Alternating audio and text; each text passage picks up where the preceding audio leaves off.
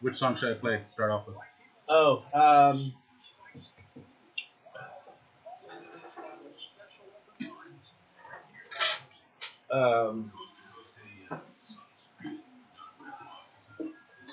track 3. Okay. All right, so now I'm just running the pre-show logo thing with audio, so when you get a chance, check it. I'm holding up the camera now, and maybe 5 more minutes. Okay. Do you know if that thing actually is feeding the audio? It says that it is. I'm seeing the feed coming through, so if you check it, let me know, and it should be there. Okay. All right, now I just gotta get this camera here.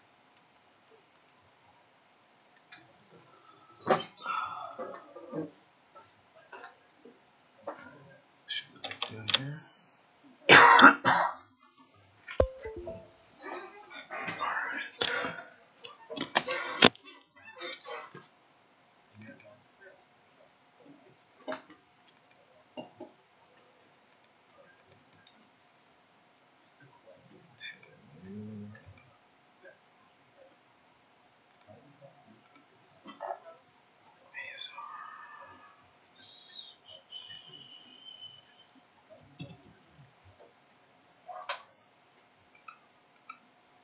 Inviting you to join us for the next edition of Team B Confidential. Is that camera level, dude? Or not? Don't mess with it now. We're going to go on the air. Well, this is one just recording. It's not the one going out live yet. Well, the thing that's funny, it's an optical illusion. It looks level here, but it's not level technically. But because of the way you guys are sitting. Okay, good. So it's yeah, gonna work. It looks okay, but I need to lower it actually. But it's fine for now. Okay, good. Because we're about to go on the air. Alright, I gotta see if this is working here.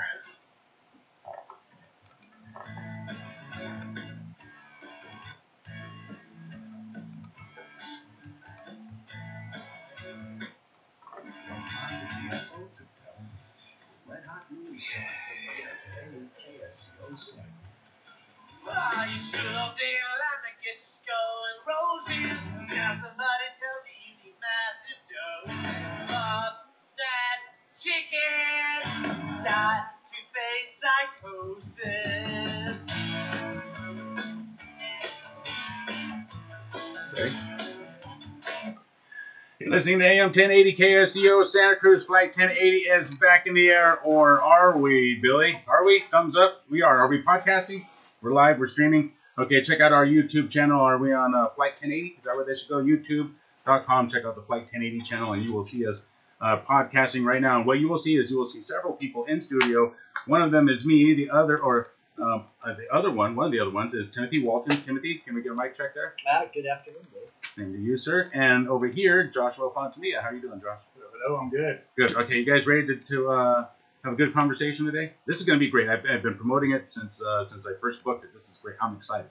I am too. I am excited about this. This is going to be fun. And if you guys want to call in with questions or comments questions or comments, be sure to do that. 479-1080-218-5726 with your text messages. Okay, the purpose of today's show is to discuss an issue that is important to all of us, whether or not you believe in God. Religion still plays an important role today in today's politics, global stability, and religion is a very important subject. Again, whether or not you believe it, it plays a very important part in today's world. Today, we want to invite you for a discussion between an atheist, is that accurate? Yeah, that's Timothy? fair. Is that how you would describe yourself? And a Christian, is that how you would describe yourself? Absolutely. Okay. Joshua Fontanilla and Timothy Walton have agreed to have this discussion to be witnessed by our listeners. This will be a respectful, thoughtful debate about one of my favorite subjects. Several ways to join us. That's 831-479-1080, 831-218-5726, DM at KSEO.com. Check us out at flight1080.net, and there you'll find the links to our Facebook and YouTube, Twitter, flight1080.net. Okay, you guys, are you ready? Yeah, let's do it. Okay. First off, I was trying to think what questions, where do I start off, right? Because you obviously, do I say, do you believe we're created by God? You would say no because you're an atheist, right, Timothy? You would That's say no, right. and I don't even have to ask that question. You would say yes, Joshua, because I think you would say that. So where do we start off? I think the first question to start off, maybe the same but just asked differently. Timothy, I'm going to start off with you. Can God ever be proven to you? Absolutely. Yeah. Really? Sure. All it would take is evidence for his existence. Certainly, it would be possible for him, if he exists, to make himself known to me. I spent quite a bit of time in my late teens and early 20s praying that he would make himself known to me. And it didn't happen, so eventually I stopped praying for that. And Joshua, Yes, sir. are you willing? Are you open to? Can God ever be disproven to you? In the past, I would have said yes. When I first started my journey, yes. At this point, I mean, that would be like trying to disprove the sun to me at this point. You know, I mean, you could ask that, but it's the evidence that I'm familiar with is beyond is beyond anything. So no, I would say it's no, because in the same way that you would say no, you can't disprove the sun to you, or you know that we're standing on the ground. I have too much evidence. 479-1082-118-5726, dm@ksco.com. Okay, so isn't that kind of closed-minded? I mean, but yes. Yes. But Absolutely. I mean, I think the purpose of learning is to be open-minded when you don't know things. But when you're informed, you should make an opinion. I mean, when you're in school and you're learning about math or whatever, you know, you should be open-minded about what the Pythagorean theorem means. Once you know what it is, you know what it is. You know, but you shouldn't have a closed mind if you're not informed. So I think what I've done is I've come to an informed conclusion. That's not being closed-minded. I mean, everyone has opinions that about reality, about things around us that you are sure about. You're not going to question the very basics of many things. Timothy says he's willing to leave open the possibility that there's God, right? You're open to that possibility. Yes, correct. Let's hear the evidence, Joshua. Oh, okay. Let's Well, hear wait a minute. Can we back up? Sure. I would like to ascertain the parameters of the God that Joshua asserts exists. I mean, how would you define this God? The God of the Bible. Okay. Yeah, the God of the Bible. So not necessarily omniscient and omnipotent, but the God as described in the Old and New Testaments of the Bible that we typically look at in America. I'd say those would be the same thing. I believe the God of the Bible is a God that has the three basic omnis, you know, the omnipresent, omnipotent, and omniscient. So yeah, I mean, I'd say that's the same thing. But very specifically, not a God who is just those three things and then whatever story you want to attach to it.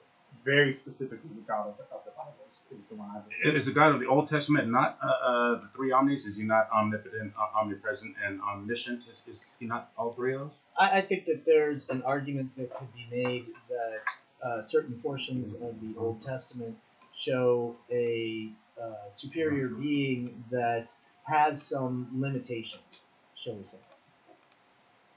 479-1080-218-5726, dm@ksco.com. You want to list some facts here? I mean, our friend Timothy is willing to be convinced. Well, I can tell you what convinced me. Okay. You know, and maybe I can help. And I'll say, you know, right up front, I don't expect anybody in the space of less than 3 hours with commercial breaks and everything to be persuaded of an opinion that they've had for years.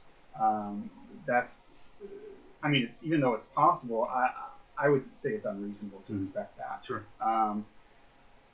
What I hope to present is evidence that is intriguing enough that people will look more into it. Sure. So that's all you can hope for, really, right? I mean, out of a show like this, that's all you can hope for. No one's going to change their mind on something this important in 3 hours. No, and I wouldn't. I would say it's almost insulting to demand somebody just, you know, intellectually just, oh, you better just learn this right away. You know, it's a life-changing decision. So, so some of the proofs that convinced you were some of the things are things like the main thing that I really love is prophecy. Mm-hmm. That's my favorite. That's because that's the thing that was the first thing that I learned about when it became when I was searching different religions and so forth. And I told you this story before that I went to all different. I went to mosques. I went to talked to Jehovah's Witnesses. I talked to Mormons. I talked to all of which are nice people. Nothing against any of those people. But I looked into the Baha'i faith. I looked into Buddhism, reincarnation, astrology, all that kind of stuff. And the only thing that I could find solid evidence for was the Bible. And when I say that, I don't mean to say, hey, you should look at some church or something like that. The God of the Bible, very specifically. And the first thing that got me was prophecy. And the reason why was because you can, with prophecy, it's a miracle that can be reproduced. Like, we can't go back into the days of Jesus and see him walking around doing miracles. I'm sure, the argument's often made, hey, if I saw that today, then I would believe it. And the reality is that that's not happening today, at least, not on the scale that it was in the days of Jesus, really, of one man walking around doing that volume of miracles. But even though we can't do that, we can see the evidence of supernatural. So none of us can tell the future. I mean, that's just a fact. We can guess about what's going to happen tomorrow. We may have ideas. We may have, the trend of things, but we cannot tell for sure what the future holds. What prophecy is God basically saying, look, and he stakes his claim in the Old Testament. It's very clear. This is how I'm going to show that I'm different than you, that I am God. Is I know what's going to happen in the future. We don't even know how he knows. Does he live? Can he exist in multiple places in time? I don't know. Does he just control events somehow and direct them? He doesn't even tell us. But the fact is, we don't know. I think it's fair to say that the definition of omniscience would include knowledge of what happens in the future. There's some people, theologians, who would debate that, okay. and I would disagree with them, and I would agree with you, but I don't really know. I don't know how he knows. But the basic idea is that is a trait of supernatural when you do it under certain parameters. So it can't just be, hey, I'm going to guess what the stock market's going to do. It's going to end up or down tomorrow. 50-50. It's not, I mean, you can get that right sometimes, right? Or guess who's going to win the next, NBA championship. Although these days it's looking pretty easy to guess, right? But so those things are that's not that big of a deal. You have to guess you have to be able to tell the future on things that are large events that don't look like they're going to happen. They're far enough away from the predictor's time that you can't just say, well, the trends are going that way. And you have to do that over and over again and be 100% accurate. And that's what prophecy does. And so we've given examples on that before on previous shows. I went over those 3 cities, Tyre, Babylon, and Petra, and how their 3 different futures were told exactly. And for anyone who wants to study more into that, there's books that have been written that give all the historical data. Here's when the prophecy was given. Here's what was predicted. Here's what happened. How many years spaced in between. Here's all the secular sources proving it. And then you're just dealt with, how did they know that? So for you, the evidence was prophecy. That was the first one. That was the first. Yeah. That's my favorite. Evidence that the Bible was true. Yes. The scriptures in there were true. Because it's inherent in the Bible. It's a miracle that comes from what is actually written down. So now, Timothy, you grew up religious, right, with a religious background. Yes. And came to the conclusion that there is no God. Correct. Was there one moment? How did it that? took decades of study and intense thinking about this subject, and ultimately, what turned me around was a particular book that persuaded me that it is more likely than not that God does not exist. What book was that? It was by Richard Dawkins, and now the title is escaping me. The God Delusion? The God Delusion, thank you. Yes. I've never heard of that. I'll need to check that out. That sounds interesting. So you read this book, and what ideas did it tackle that you held as truths that made you question your truths? Well, it wasn't so much that it changed my mind about things that I felt or believed, so much as that it presented things that we can all agree upon in a light that led me to that place. 4791080. So what we have here is we have two gentlemen who are both well studied and they have studied the subject thoroughly and have come to the conclusion, two different conclusions. Mm-hmm. Two very intelligent guys. I have total respect for both of you, but you have both come to two different conclusions. I'm right in the middle. I don't know. I'm leaning more towards your argument, though, Timothy, but I just can't do it when I think of what started everything, and that's just I just can't go there. So, but you guys have come to a conclusion. You have decided one way or the other. I haven't, and I think it's great to have you here, man. And again, I want to thank both of you for being here and discussing this in front of the audience and being open to questions. Yes. Oh, absolutely. Absolutely. 4791080. We're going to go to a break pretty soon, but we do have a call from Salinas. Do you want to get to phone calls yet, or do you want to get more familiar with each other? Whatever you want to do. All right, let's see what Julie has to say. She's calling from Salinas. If you have any questions, 831-479-1080, 218-5726 with your text messages. Let's head out to Salinas. Julie, thank you for your call. You're in the air.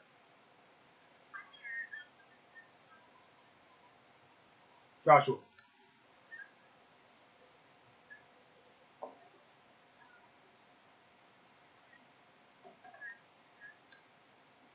Yes.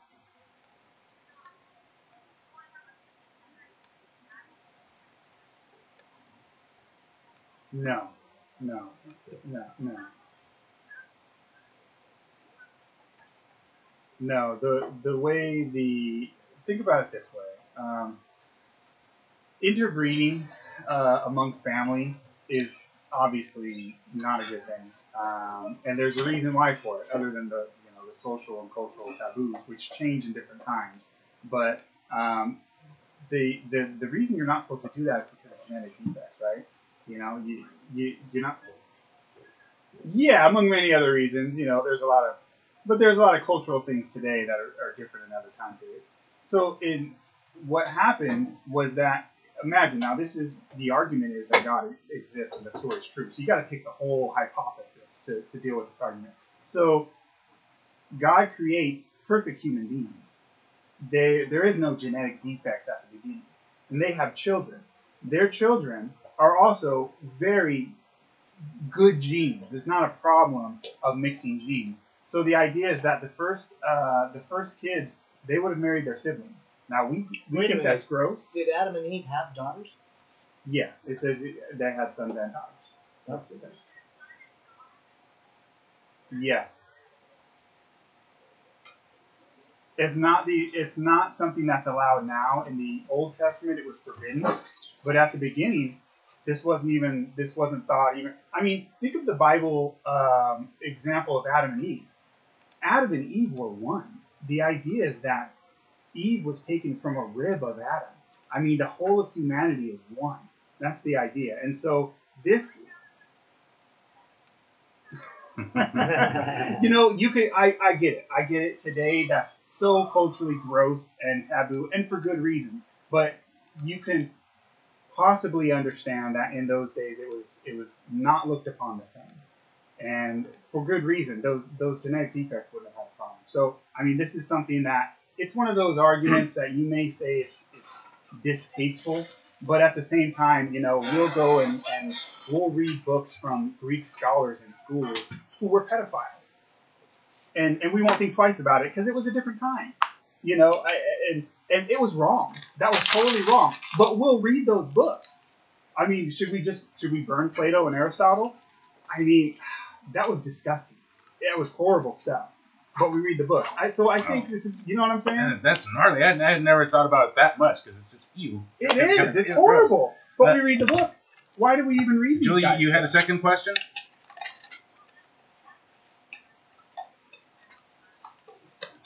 Yeah, that's a double whammy. Thank you for your call, Julie. 479108021857226. Timothy, you buy that whole Adam and Eve thing, and that we all started from the two people, and yeah, I guess they.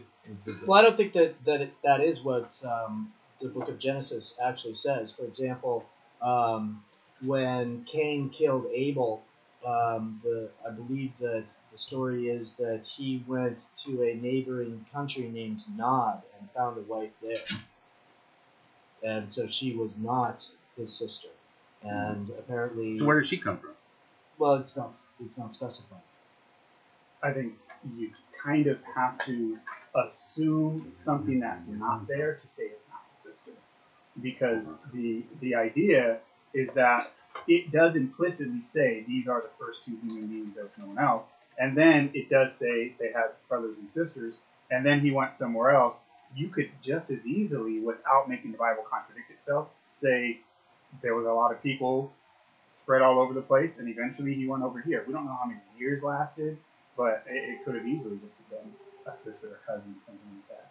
I think you have to do a lot of bending over backwards to keep the words of the Bible from not contradicting themselves. I mean, I just gave an example. That's not very hard.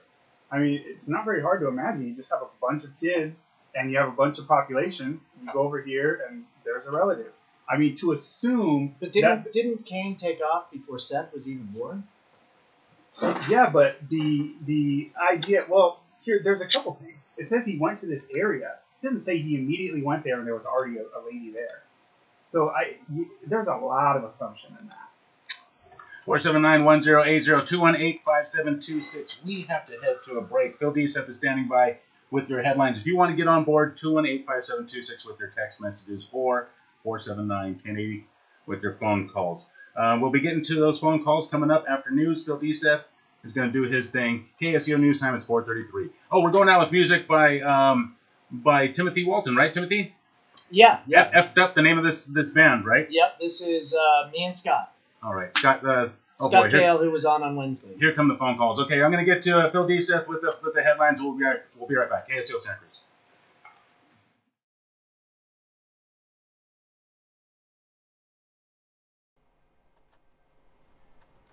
KSEO News Time 4:33. Phil Deeseth, it's your turn. Take it away. KSEO, your name, where are you calling from? Rich and Hollister. Hold on, sir. Looking right to you. Hold on. What's up? Looking at the Genesis account. Yeah. So I'm not seeing where it says anything about daughters. And I take your point that we don't know how much time passed between 4:16 and 4:17. Also, there's a little overlay, so you can still see us in the studio.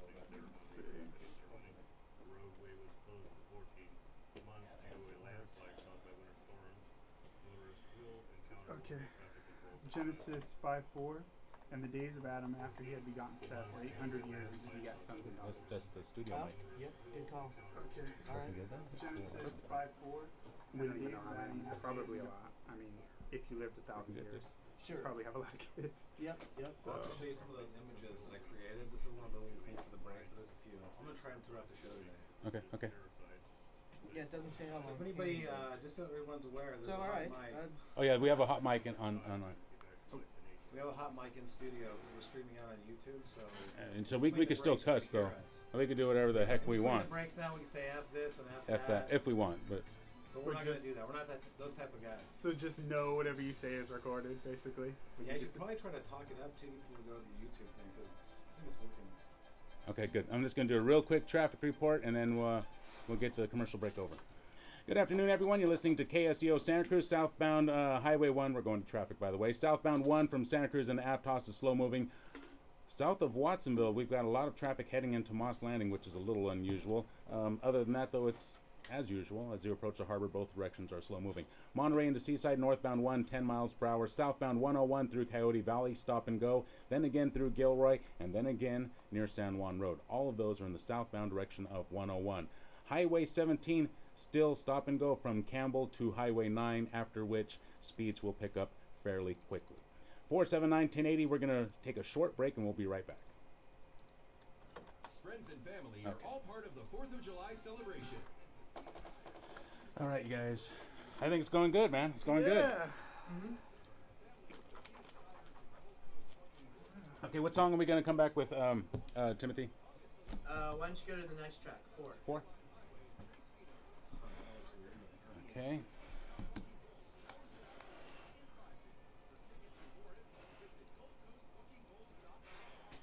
What's this microphone? Billy Sunshine over there? Billy Army's back here. Did they see you or no? I don't know. They probably did. I probably did. Billy Army's in here doing the filming so that all you guys can watch that. And I like that idea of having the hot mic while we're off there. That's great. So they can hear what's going on. The extra stuff. Yeah. Right. Joshua pointing out my error, my acknowledgement of it. So did you guys figure it out or what?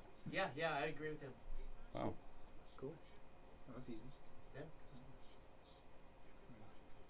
I'm not unreasonable. Yeah, that's Yeah, I think you guys are the perfect ones to have this debate. I'm totally excited that happened, man. I can't believe it. Yeah. I actually freaked out because I had the original date as the 17th. I think he was scheduled. No, you know what? Because so I got the alarm on my because on my I said that watch. I said that while we were on the air, Yeah. and I remember you going the 17th, and I told I don't know, and you were saying I don't know either. So I remember, and I think I screwed up your internal calendar. Yeah, so I was freaking out. Because I remember when I said days that too. ago, oh no, I'm supposed to. Someone was supposed to happen on the 17th of that month. I don't remember what it was. Or this month. I don't remember what it was. So. Okay. I think I have the exact same camera. We're back. Yes, sir.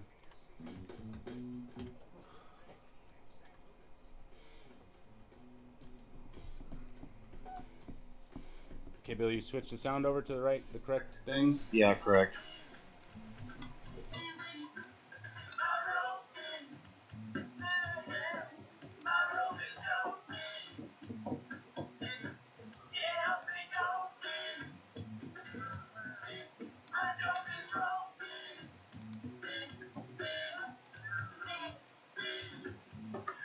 Or 791-080 is the number to call in. 831-218-5726 with your text messages. Either one of those, again, area code 831. DM at ksco.com with your emails. You can check us out on YouTube today at Flight 1080. Go to YouTube, type in a Flight 1080 channel, and it'll pop right up. You see this live streaming right now. We're being joined by Joshua Fontanilla and Timothy Walton. Again, guys, thank you for joining us.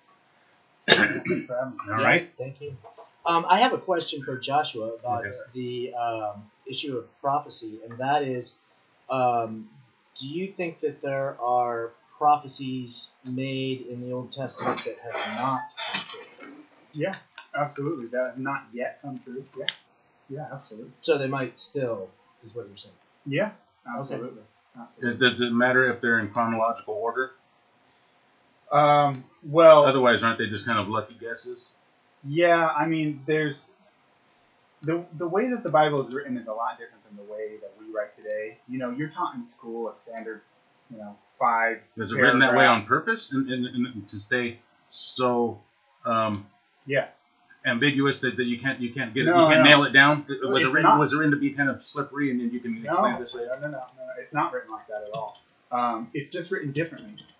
We think in terms of, your standard 5-paragraph essay where you have an intro and a conclusion and your body paragraphs, and the most important thing is the conclusion. They didn't write like that in the Hebrew Old Testament. They wrote where ideas would mix together. When they wrote rhyming schemes, the words didn't rhyme, the thoughts rhymed, which I think is really cool if you're into poetry at all. So what I mean by that is, you use whatever. You think of, some kind of little kid rhyme or something like that. You may rhyme ball with fall or something like that, right? But in the Bible, what they would do is what's called Hebrew parallelism. So you'd have one thought, and then the next thought after that is saying the same thing in another way. And so the ideas rhyme. And so in the Old Testament, they would often mix events that were far apart in history, and it's not because they were meant to be taken as they're going to happen right next to each other, but rather because they're similar in their nature. And it's actually a very cool way of teaching. But as far as the Bible being not specific in its prophecies or anything like that, there's in the Old Testament you have the full gamut of history. So there's prophecies of the second coming. There's prophecies of the end of the world. Obviously those haven't happened yet, but there's not a date given. There's no date given to the second coming or the end of the world. So it's not a matter of it's just a lucky guess that it hasn't happened yet, because it hasn't been specified. But there are date prophecies with dates to them, and those have all been fulfilled. Yeah. So, I mean, for example, the time when Jesus was supposed to come, that was predicted over 500 years before it happened. In Daniel chapter 9, one of the most incredible prophecies in the Bible. It's actually something that the ancient, well, not too ancient, but after the time of Christ, the rabbis forbid the Jewish people from reading this prophecy anymore. That Jesus was going to be born? Yes. In Daniel chapter 9, it says, from the going forth of the commandment to restore and rebuild Jerusalem. So that would be the second temple. So you have to date when that happened.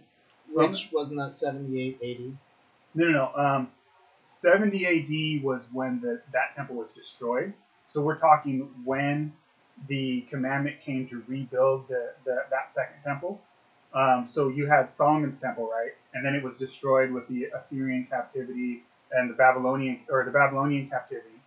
And then it was rebuilt by the Persian Empire. Allowed them, Xerxes and these guys. They allowed the Jews to return.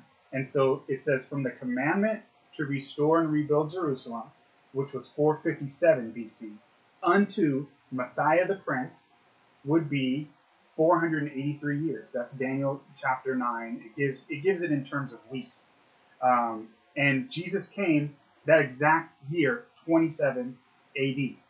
Now, see, I would argue that because I'm skeptical that Jesus actually existed, and I think that he's a fictional character. Are you skeptical that Caesar existed? No, but I would argue that the writers of the New Testament wrote the character of Jesus in a way so that it would appear to fulfill the prophecy of Daniel. I mean, wow, dude, I have never heard anybody say that. I thought maybe he didn't exist. Holy cow. You think, you believe that? I think that there were a number of itinerant preachers at that time in that area who claimed to perform miracles, including healings. Mm-hmm. There were a number of men named Yeshua. It was a common name at the time. So as for whether there was one specific one that is the guy that the Gospels are about, no, I'm not convinced. What about all the stories that, like Joshua was saying, that, I mean, I haven't read there's the a lot entire of Bible, secular but there's a lot. Well, no, I don't think that there's a lot of them. There There's is a few of them, and most of them discuss the existence of Christians as opposed to Christ himself. And But what about all the stories of him performing miracles? Well, those are all from the Bible. Josephus. Josephus discusses Christianity and the Christians, He discusses and there Jesus is too. one portion at the end where he discusses Jesus, but there are a number of scholars that believe that that was added by someone else after the death of Josephus, and that's actually that portion of it's just a few paragraphs. What about the progeny? Talmudic literature that condemns him? That says he was killed at the Passover. I mean, they would have no reason to make that up. They talk about a specific man. They say they don't believe him. They say he was killed on the Passover. They confirm the story and say that he was a sorcerer. I mean, why would they make that up? Well, I don't know why they would make that up, except that one theory is that the Romans wrote the letters of Paul for the purpose of creating a schism amongst the Jewish people so that they would fight with each other. And so that would give a motivation for the Talmudic writers to denigrate the other sect. 479-1080. You guys want to take a breather and take some phone calls, text messages, emails? What do you guys want to do? I want to stay on the subject a little. Can we hold on? Go. Yeah, we got phone calls. Yeah, I know. This is really good.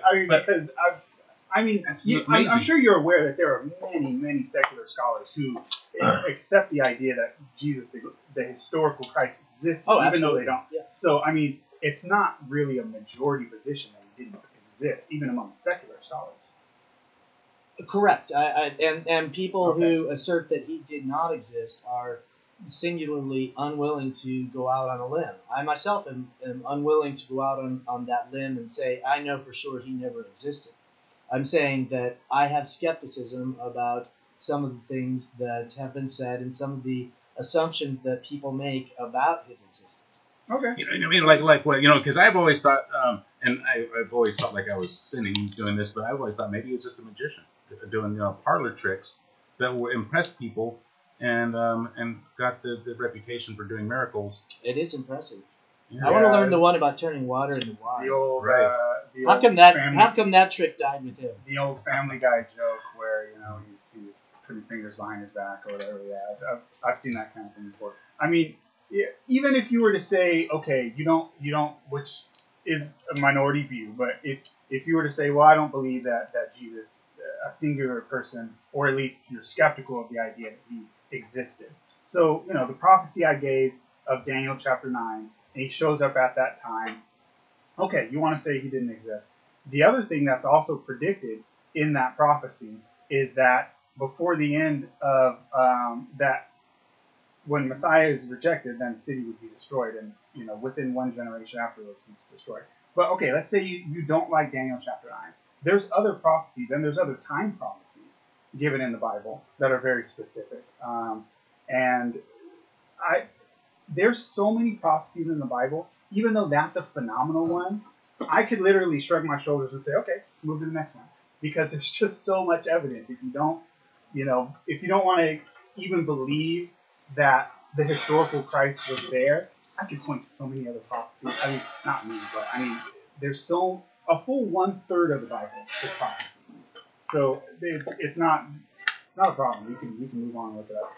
I don't know if I agree with the full 1/3, but No, there's a ton, and the book of Isaiah is chock full of prophecy. They've studied it out. It's not a me just guessing. That's a full third of the verses in the Bible. 479-1080 dm@ksco.com. Phone calls? Sure. Okay. Let's go to let's use. I'm just gonna hit next. We'll pick up the first guy. Scott in Aptos. You're in the air.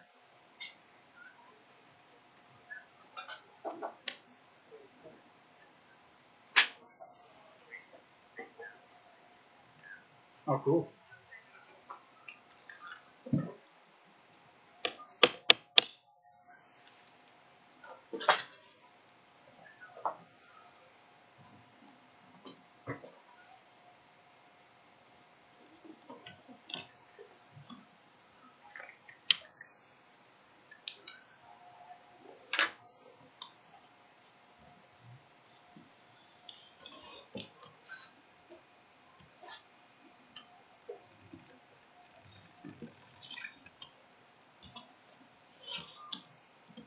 Would you rather I took that view?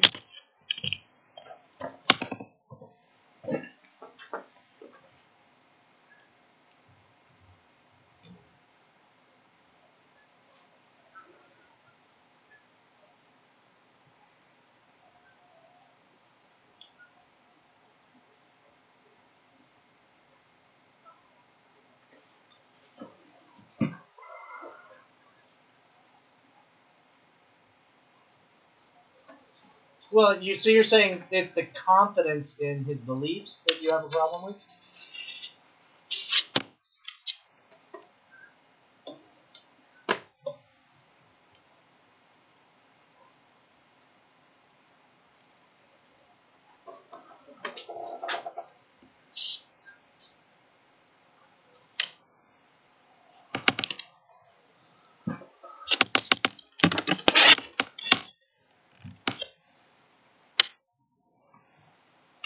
I mean, it's.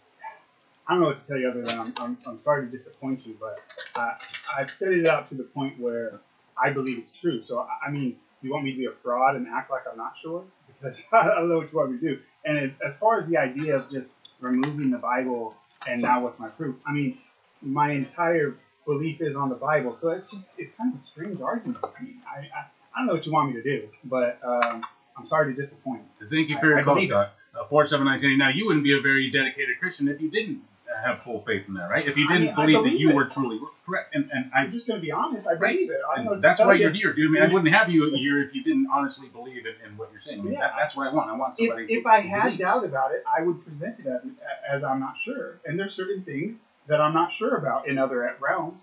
I'm sure about this, and I'm sorry if that offends. But is there any other proof that you have other than what's written in the Bible? I mean, anything you can point to us? Absolutely. I mean, and that was the other argument that you only have the Bible. Well, no, I don't. Actually, this entire page is notes on other topics. I mean, we can go into intelligent design if you like. I I'd love to discuss that. That's good. And you don't have to base your views on the Bible to you don't even have to be a Christian to say, you know what, I think science points toward intelligent design. There's lots of people who aren't Christians who believe that. So the idea that that's all I have, I don't know. But let's look at intelligent design. I'm happy to do that. Okay. I don't think that it is necessary to assert a creator for us to understand science and natural law. I mean, why put God in there when it's unnecessary? I would say that there's places in science where you have to bend over backwards to avoid the idea of there being an author of creation. When it comes to, for example, the start of DNA, the origins of DNA. You know, your first piece of life, according to the scientific theory, that first amoeba-like tiny, one little single-celled creature, it had to have a genetic code, and it also had to self-replicate itself. Now, even for the simplest organism, that code is extremely complicated. And so science, if you search, you can search through the scientific literature, and there really is no good explanation for where that code came up. I mean, literally the theories are things like that's true, crystals, that on the backs of crystals, like that. That's literally the best they have. So I think when you have a book in molecule form that's incredibly complicated, I mean, we're talking like encyclopedic level complicated. The idea that you would just stumble upon an encyclopedia anywhere and say, yeah, I don't think that there needs to be an author for that to be here. I think that's silly, to be honest, but that's my view. Sure. Well, so I believe that this is called the God of the Gaps theory. And essentially what you're asserting is that if science can't explain everything, then where science remains ignorant, then it is a God. And science has changed its views and filled in a lot of these gaps where people asserted that lightning was created by Zeus at one time. And now nobody is asserting that as far as I know. That's really not the argument. It's very different. The idea that it's just, well, anything that science can't explain, therefore that must be God. No, the argument is you have something that specifically points to intelligence. So think of it this way. When we look for life, extraterrestrial life, we have these giant, satellite ear things that are listening to the sky, right? You've seen these things. SETI. Okay, I don't know the name. I'll take your word for it. What does that stand for? SETI. It's the Search for Extraterrestrial Intelligence. There you go. Awesome. So when we do that, we listen, and there's noise, there's static that comes from the universe, whatever. And what they look for is they look specifically for intelligence, patterns, things, some type of organization. There's a way that you can tell the difference between something random and something that has an author and intelligence. When you're talking something as complicated as DNA, that's not just, we can't explain it, that just must be God. No, that's a clear sign of an author. It's a book written in the molecules. And the fact that science has no answer for where that came from, but it seems very clear to me, every time you find a book, there's an author. That to me points to an author. That's all I'm saying. I think it's very simple. Does science have no answer for that? No, there is no answer. No answer yet. I mean, is it impossible that in 1,000 years we still won't know? See, now that is an argument of let's kick the can down the road. Whereas I think if we, think of it this way.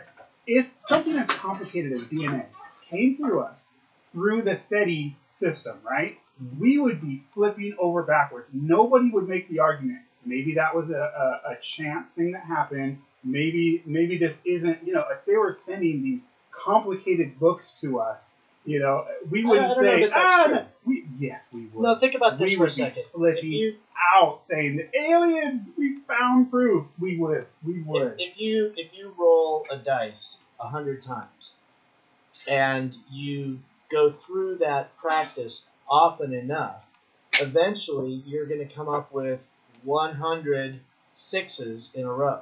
See, and that's just chance. see, these arguments to me, it's much, much larger than rolling some dice and getting 106. Well, the universe we're, is a big place. We're talking the level of complication here is, taking thousands of Scrabble boxes, throwing them in the air, and hoping you're going to get an encyclopedia. I mean, you can believe that if you want, but I think it's beyond a reasonable doubt. I think that type. I mean, look, our entire justice system is based on a bunch of evidence. We don't always have film of every crime, but we have things where it's like, okay, you were here at this time. You have the bloody glove in your car. We have all these things. You ran away. You have the motive. It comes to a point where you have so much evidence where it's beyond a reasonable doubt. And yet he was acquitted. Right? Because that's wrong. But yet at the same time, people don't believe God, and yet we have an encyclopedia in molecule form. People can. I don't see why you need God, though. I mean, you don't need an author. You don't need an author to write an encyclopedia and put it in molecule form and make it self-replicating. I'm suggesting that there are all sorts of possibilities for the existence of the universe that don't require a creator. And there's no reason to assume a creator when it's not necessary. I think the only way that argument carries any weight is if you don't really look at the level of complication that we're talking about in this genetic code. I mean, it's easy to say, hey, maybe accidentally a wave on the sand is going to make an S. But it's much different to say, well, maybe these waves made one of those very intricate sandcastles that people make, and that was just an accident. I think once you realize how complicated DNA is, you don't make that argument that, oh, this was just an accident.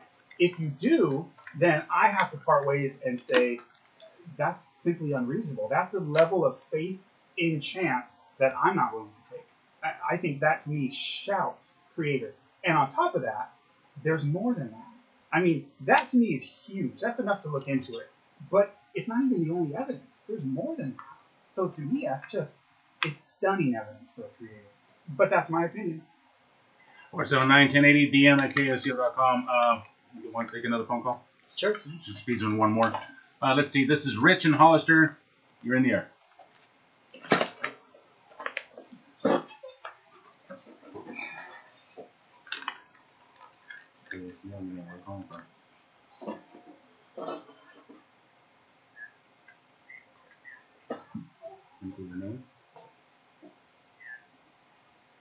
Your name, sir?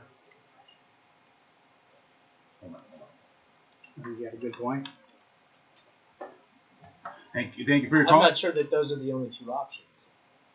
That either man is capable of living a perfect life, or there must be a God, which is what it sounds like he was positive. We want to thank everybody who's called in. Keep it tuned in to KSCO Santa Cruz. We're going to head out to a break. We'll be back in just a few minutes. Keep it tuned in.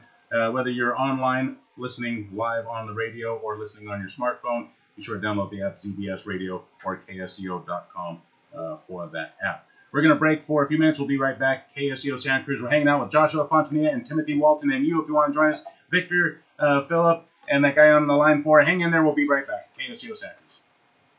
I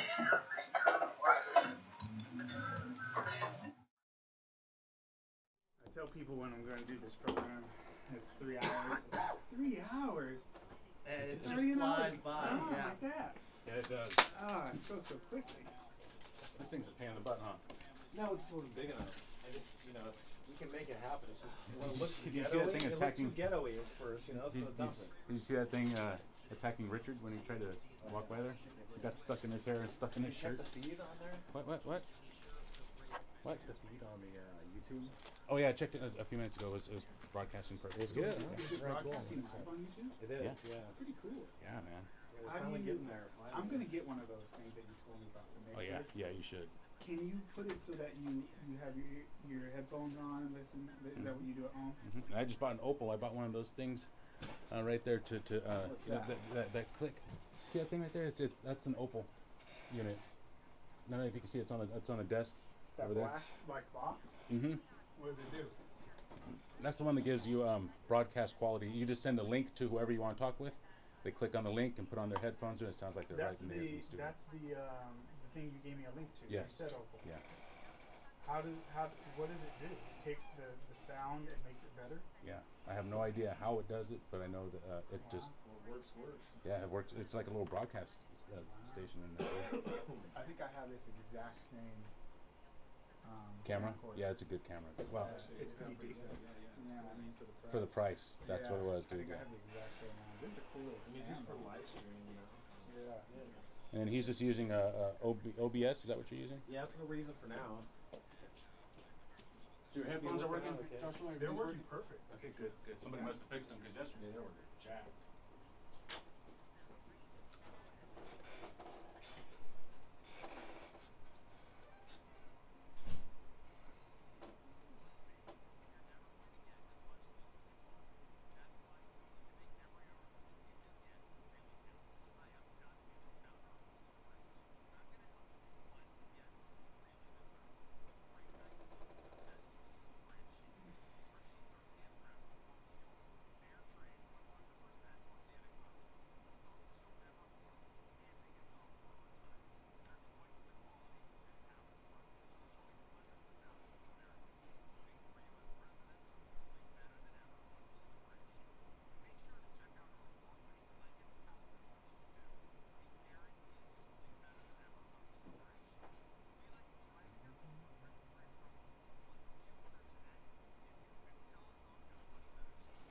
Cool show, man. Yeah. You been on before? Yeah. Oh, you have? Yeah. So then you're the guy that I agree with. I don't know, maybe.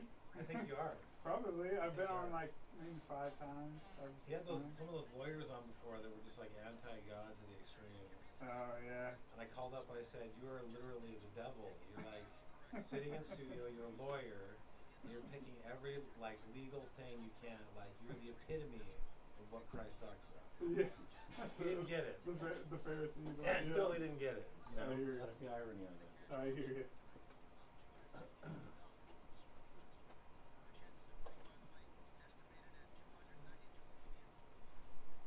I didn't see Susan. Susan today?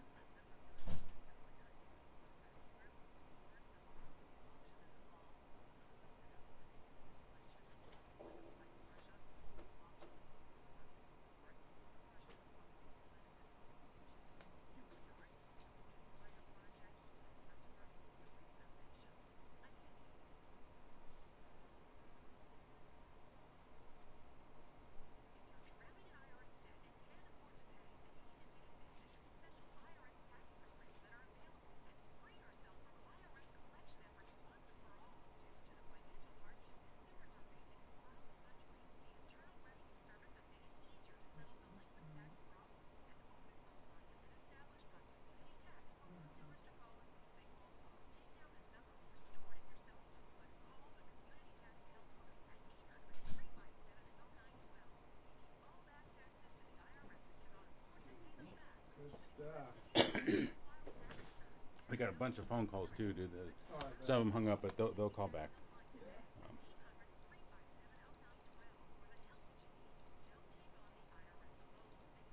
Wages, savings, pension, home, and even your social security check. Call 800-357-0912 for your free consultation and to see if you qualify. That's 800-357-0912.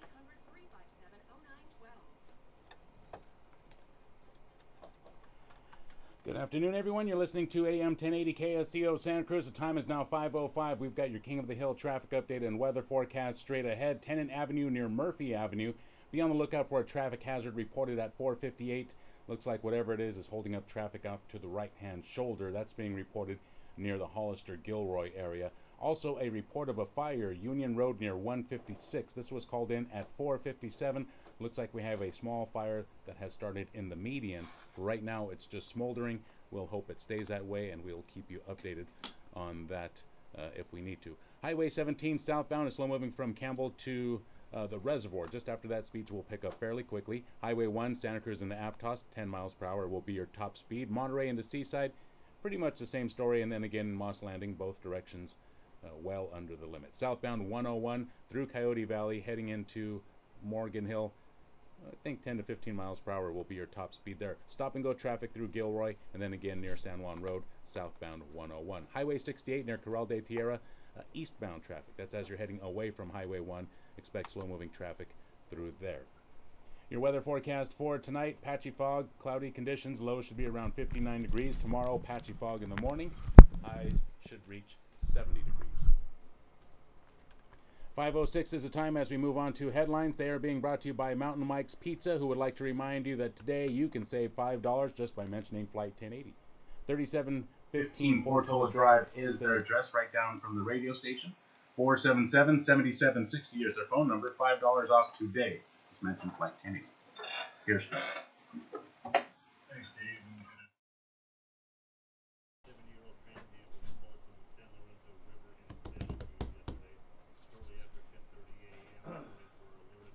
Dude, I forgot to mention your podcast, so let's be sure to do that again today.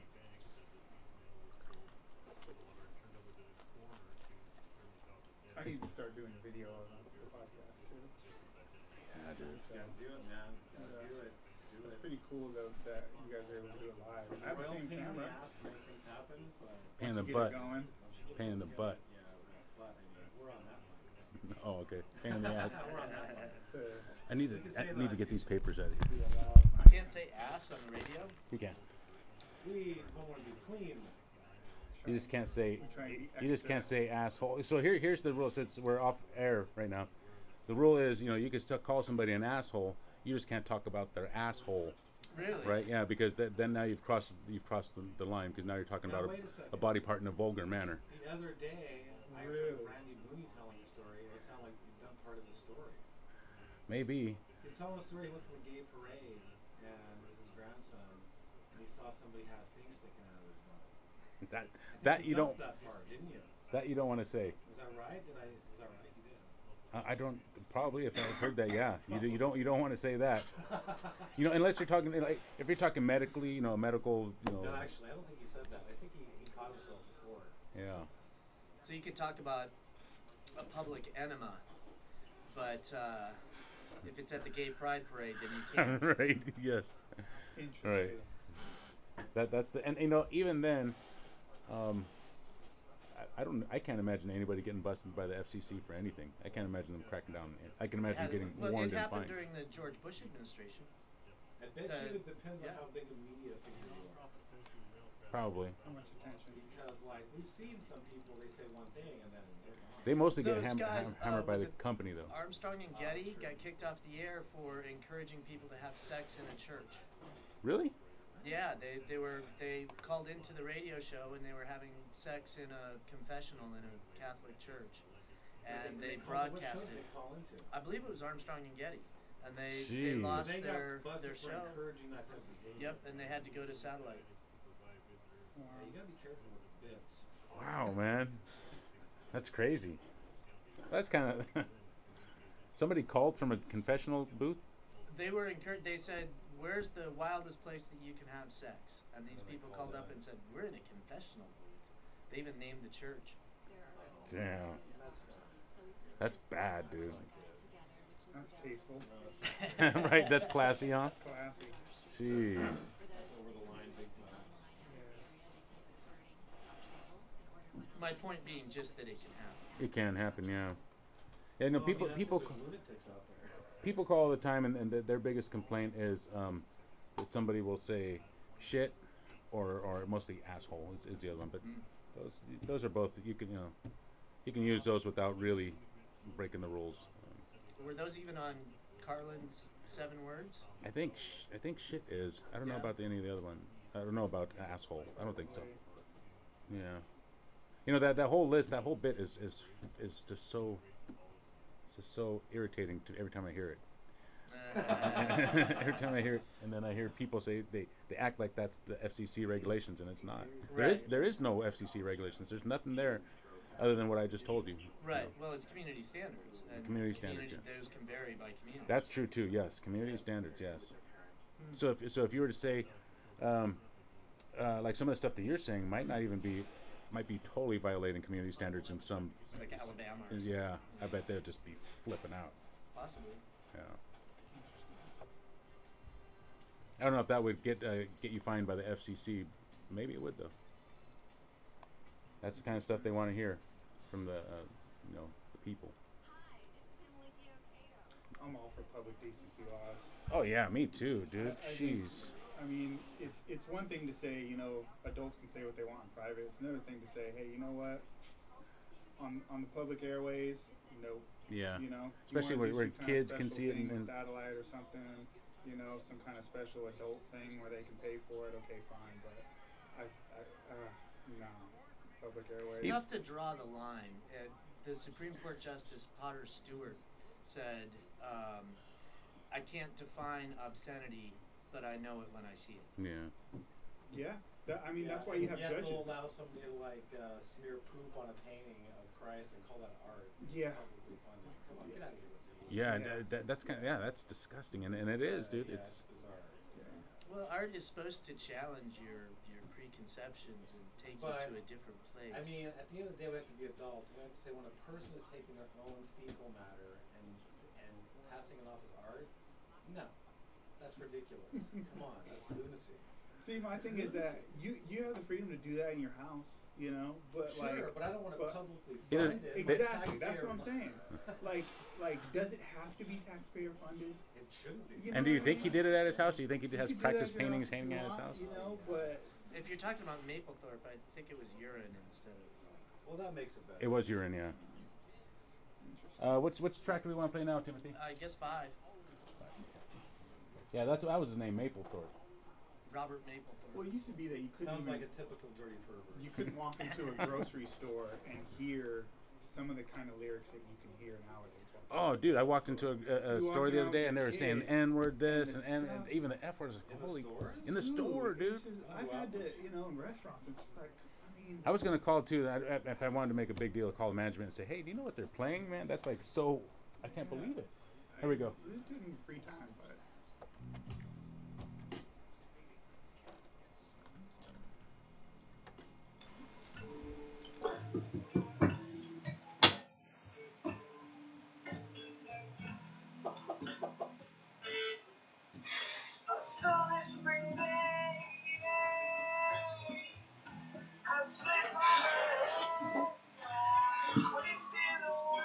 Who's the guitar? Yeah, bass.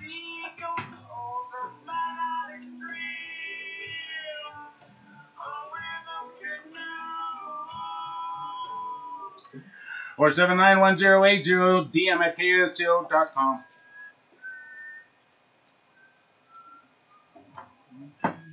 I stepped all over that. Yeah. Sorry about that, Timothy. That's you, Well, huh? you don't know the song. Yeah, I don't know the song. That's you. Yeah. It's Scott singing on that particular track, but I wrote the song and I'm playing bass on it. Nice. Okay, so Timothy Walton, his group is F'd Up, right? If you want to check them out. And you guys play locally, Santa Cruz? All over the place. Also, they can buy your CD, I'm sure, online, right? They can get the CD for free. What? Yeah. What? Yeah, I'm giving them away. You want one? What? Really? Yeah. You guys are Wow, yeah, absolutely. Well, give him one. I got one right here. Can I keep this one? Absolutely. I'm going to keep it here at the station because the other one's at my house. The other two, I think, are at my house. 479-1080. We got a bunch of phone calls, a bunch of text messages, a bunch of emails. Yeah, I think we should probably get to the phone calls because they're the ones hanging on. Okay. Victor and Salinas, you are in the air. Thank you for your call. Hey, Victor, what do you got? Hey there. Hey.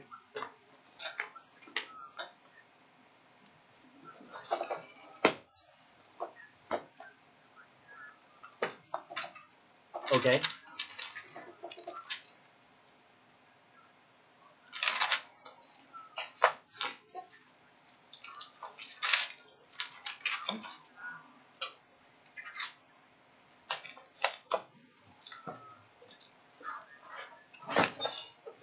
Well, I don't think I said that there is no author needed for an encyclopedia or a book.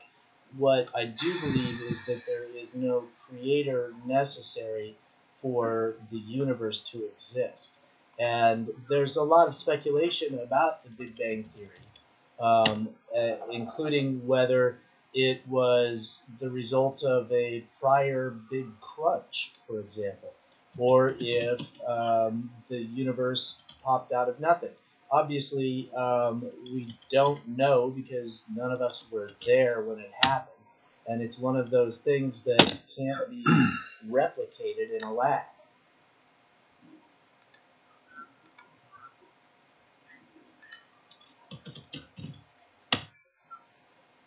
Yes. Yeah, I think that is a topic of discussion among scientists today, and I think that it doesn't make sense to say that it requires a creator, because in order to do that, then you then get to the question, well, where did the creator come from? Did he come from nothing? And then you've got something coming from nothing. And if you say, well, God is different, he's outside of the universe and he is eternal, why couldn't the universe be eternal as well? I just don't see the need to throw this concept in where it's unnecessary.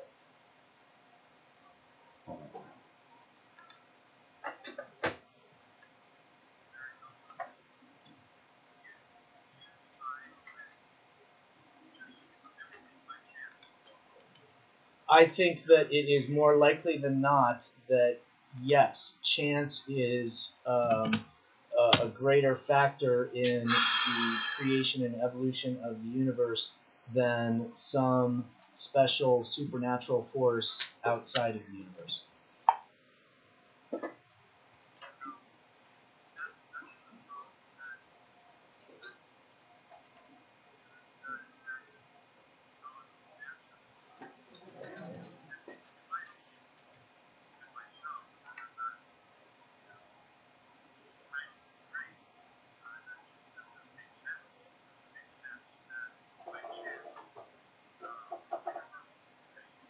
Well, reasonable minds can differ.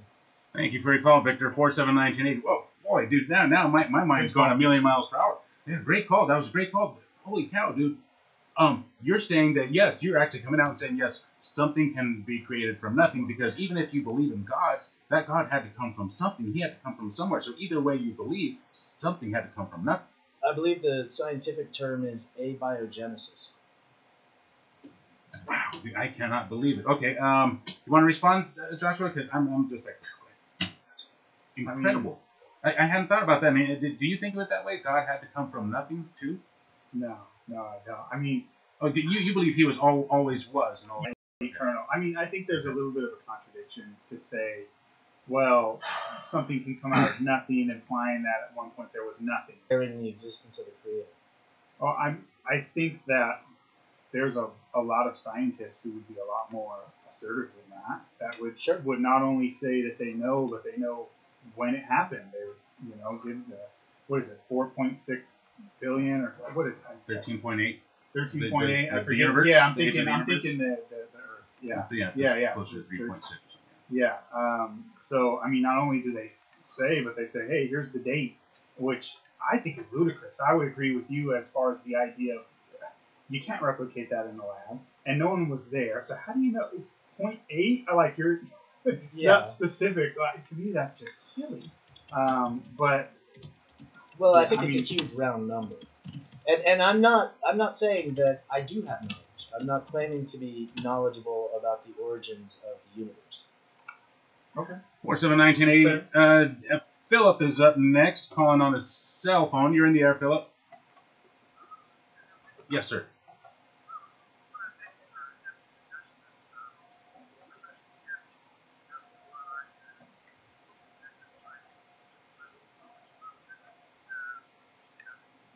Amen. Mutual respect.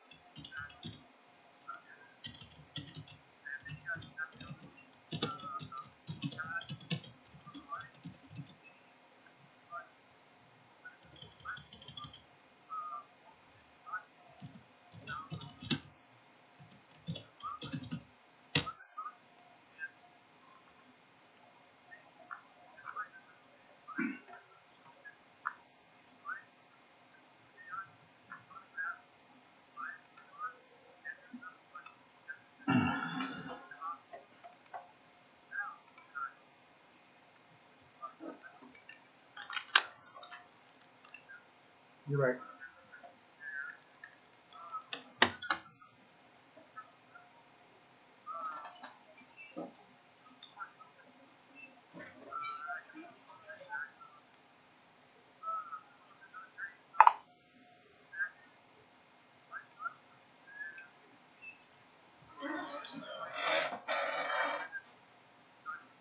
Mm.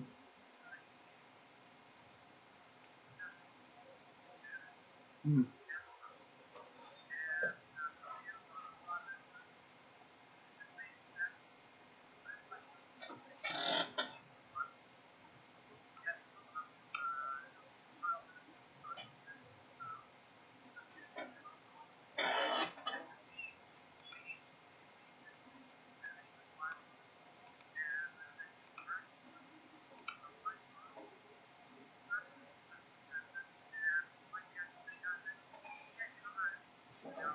Yeah.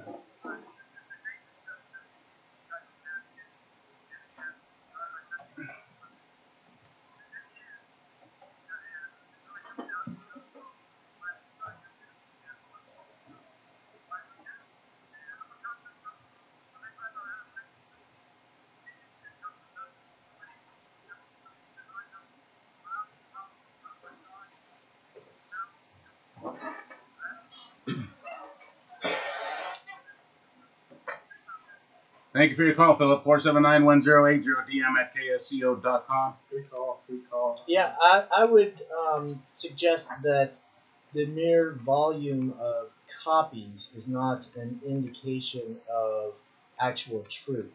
For I would example, agree with that. yeah, I mean, Harry Potter has sold a lot of copies. That doesn't make it true. Well, okay, there's a distinction, and that's a good point. And I was going to say the same thing, that it's not, it doesn't prove that what's in the Bible is true, but it does prove it does lend a lot of credibility to the trustworthiness of the text as not being altered.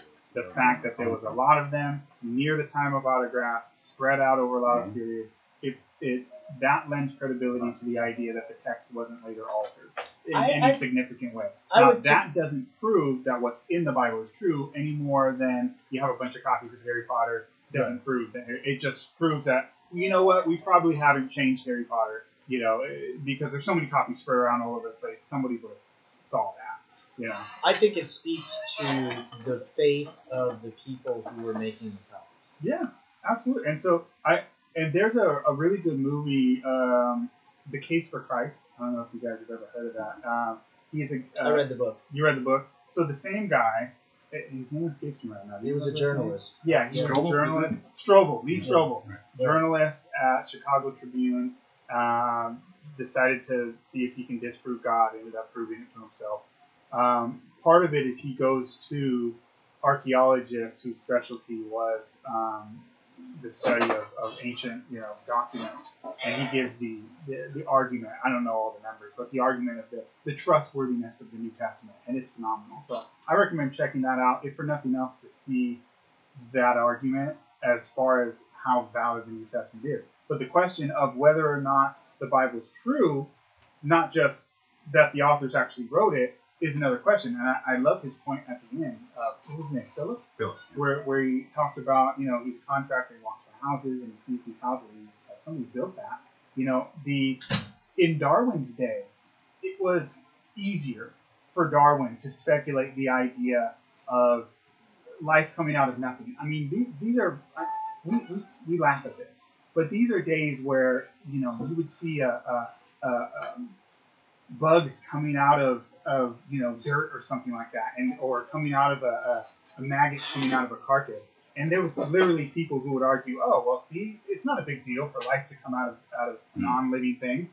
And I mean, that was literally their amount. But that was a misunderstanding, right? It was a complete misunderstanding. But you can understand why they would say, well, that beginning part wasn't a big deal. Or for them to argue that, well, cells, it's probably just this little blob, nothing that big of a deal inside it. They had no concept of the molecular machinery. I mean, complexes, in some ways, it's like a city, factories and transportation systems.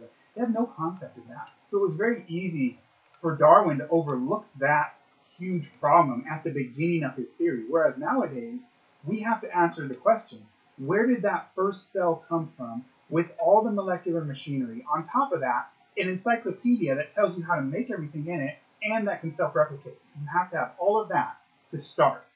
And so I think it stretches credibility, and it's beyond a reasonable doubt to say that something like that would happen by chance. People can believe that if they want, but me personally, and I'm just being honest, I don't mean to insult, I think that's ludicrous. 479-1080. Let's get one more call in here before we head to the break. Michael is calling on a cell phone. Hello, sir. Thank you for your call.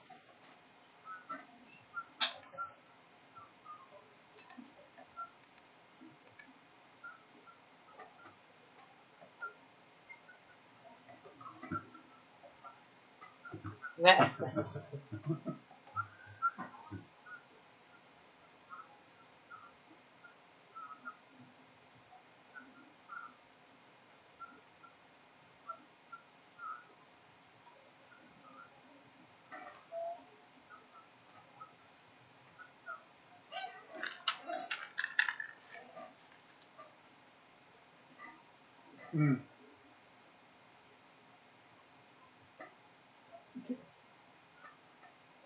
Can I ask you a question? Are you referring to punctuated equilibrium? Yeah, maybe you didn't see that term, but I think that's what you're talking about. Maybe are you familiar? That's probably what you're talking about. Are you familiar with that, Tim? I'm not. So punctuated equilibrium is I guess fairly new in the scientific world, but it's at the upper echelons. I mean, we're talking guys like Stephen Jay Gould, guys who are considered to be leaders in the scientific community, evolutionists, and their new theory is, and it's based on the evidence, is Darwin originally said, hey, things came around slowly, gradualism. That was the term, right? One thing, then another, slowly over millions and millions of years. What they found, exactly, yeah, that was the idea, right?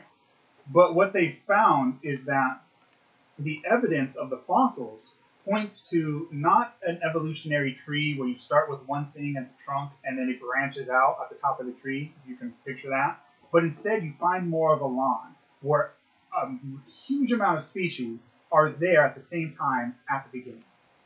Now, that is a problem. That's punctuated equilibriumism, and that is the cutting edge of scientific evolution. That is what is being taught at your Harvards and so forth. And so that is much harder to imagine that it would happen by chance, but they're forced by the evidence of the fossils to come to that conclusion. And what it means, punctuated equilibriumism, what that means is long periods of time, equilibrium, nothing changes, and then boom, it's punctuated. An explosion of life, and almost all of the phyla show up simultaneously in a very short period of time. Now they're still going to say hundreds of thousands of years, but if you're talking slow genetic mutation to create entirely different species, it becomes much less reasonable to assume that that's all going to show up very quickly at the same time. Well, no, wait. Would you agree that 100 years ago, the concept of critical mass had not yet been discovered? The idea of critical mass came about during the physics behind the atomic bomb, which is that if you get enough enriched uranium or plutonium or tritium together in one small space, then it just takes that one extra one, and suddenly it's too much and it has to explode. Okay. And so I could see how critical mass could be applied to this idea of punctuated equilibrium, to where you might have some very simple organisms and then something happens that requires that a number of changes happen very quickly. I would just say to that it's much less palatable. I mean, the idea of what we're told in school, that slow, given enough time, things could slowly change over millions and millions of years, that it almost had a reasonability to it. It sounds reasonable if you give enough time, but the idea that you're just going to have spontaneously massive amounts of new creatures just showing up, just evolving. It literally, they use the terms evolving at supersonic speed. I mean, this to me, it stretches credibility. You're getting to the point where it's like, that doesn't sound. That doesn't sound right, right? No. That does sound like a stretch. It sounds like a stretch. That's all I'm saying. I mean, you can believe it if you like, but I think what you're seeing is major holes in Darwin's original theory. Sure. 479-1080. We're going to break for news, traffic, and weather. We're going to keep this break short, though. Phil Deeseth is standing by with your headlines, traffic, and weather. I don't think much has changed as far as traffic goes. We'll check it, though, out just to be sure. Phil Deeseth is standing by. It's 5:32.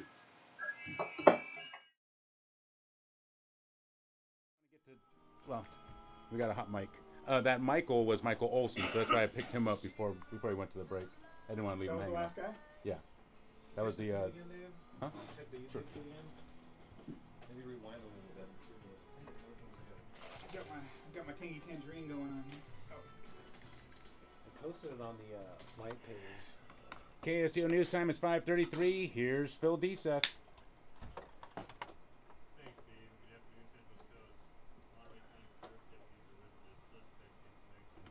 Can we go back a little bit and just before the break, I guess. Just curious how it sounds. For Darwin to speculate the idea of. It's good. Thank you. You bet. Appreciate it. How come we're not picking up the listeners? What are we hearing there? That's weird. What's going on there? We're not hearing the call. I wonder if the buffering's off. Personas, where we were brothers, Frederick Dubb and Franklin Dubb. Okay, that's the break mic. Go back to the show part. So it was the Duck Brothers band.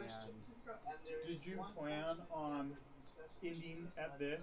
Yeah, but there's some venues that won't let us Yeah, you use need to be it. able to see somebody talking to see if it's matching the. That's funny. Yeah. That sounds right though. Oh yeah, we're good. It looks good. How many albums do you guys got? Yeah, could this be a buffering thing? Because it's live, Just but that one. I think this is good. Scott's made some other albums as well. Cool, man. Appreciate it. He actually had a major label contract back in 1999. Really? Yeah. That's really cool. How long have you been doing music? Well, music all my life. I started playing bass. Recording or? Some 37 years ago. Wow.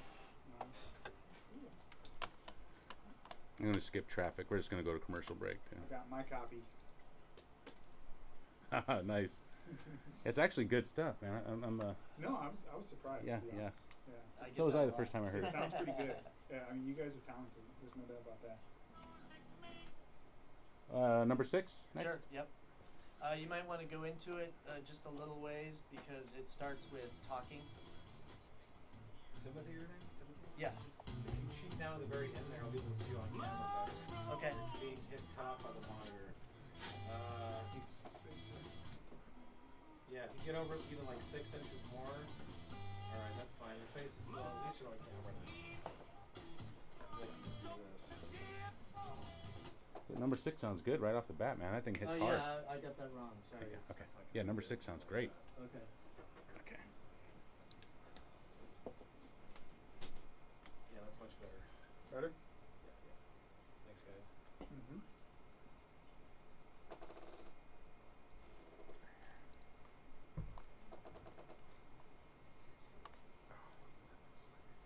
Hour and a half already gone by.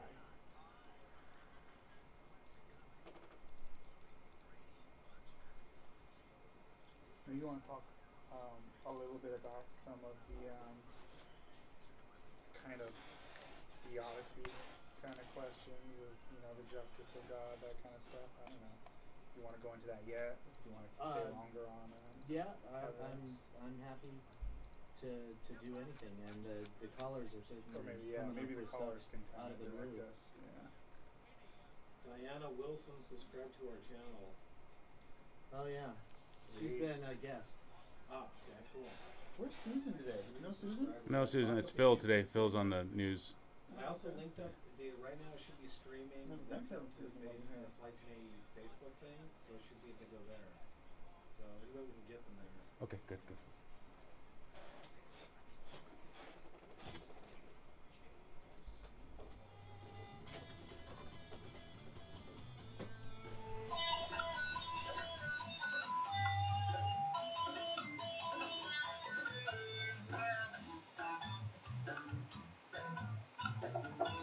That's good, dude. That's good stuff. Is that you on the guitar?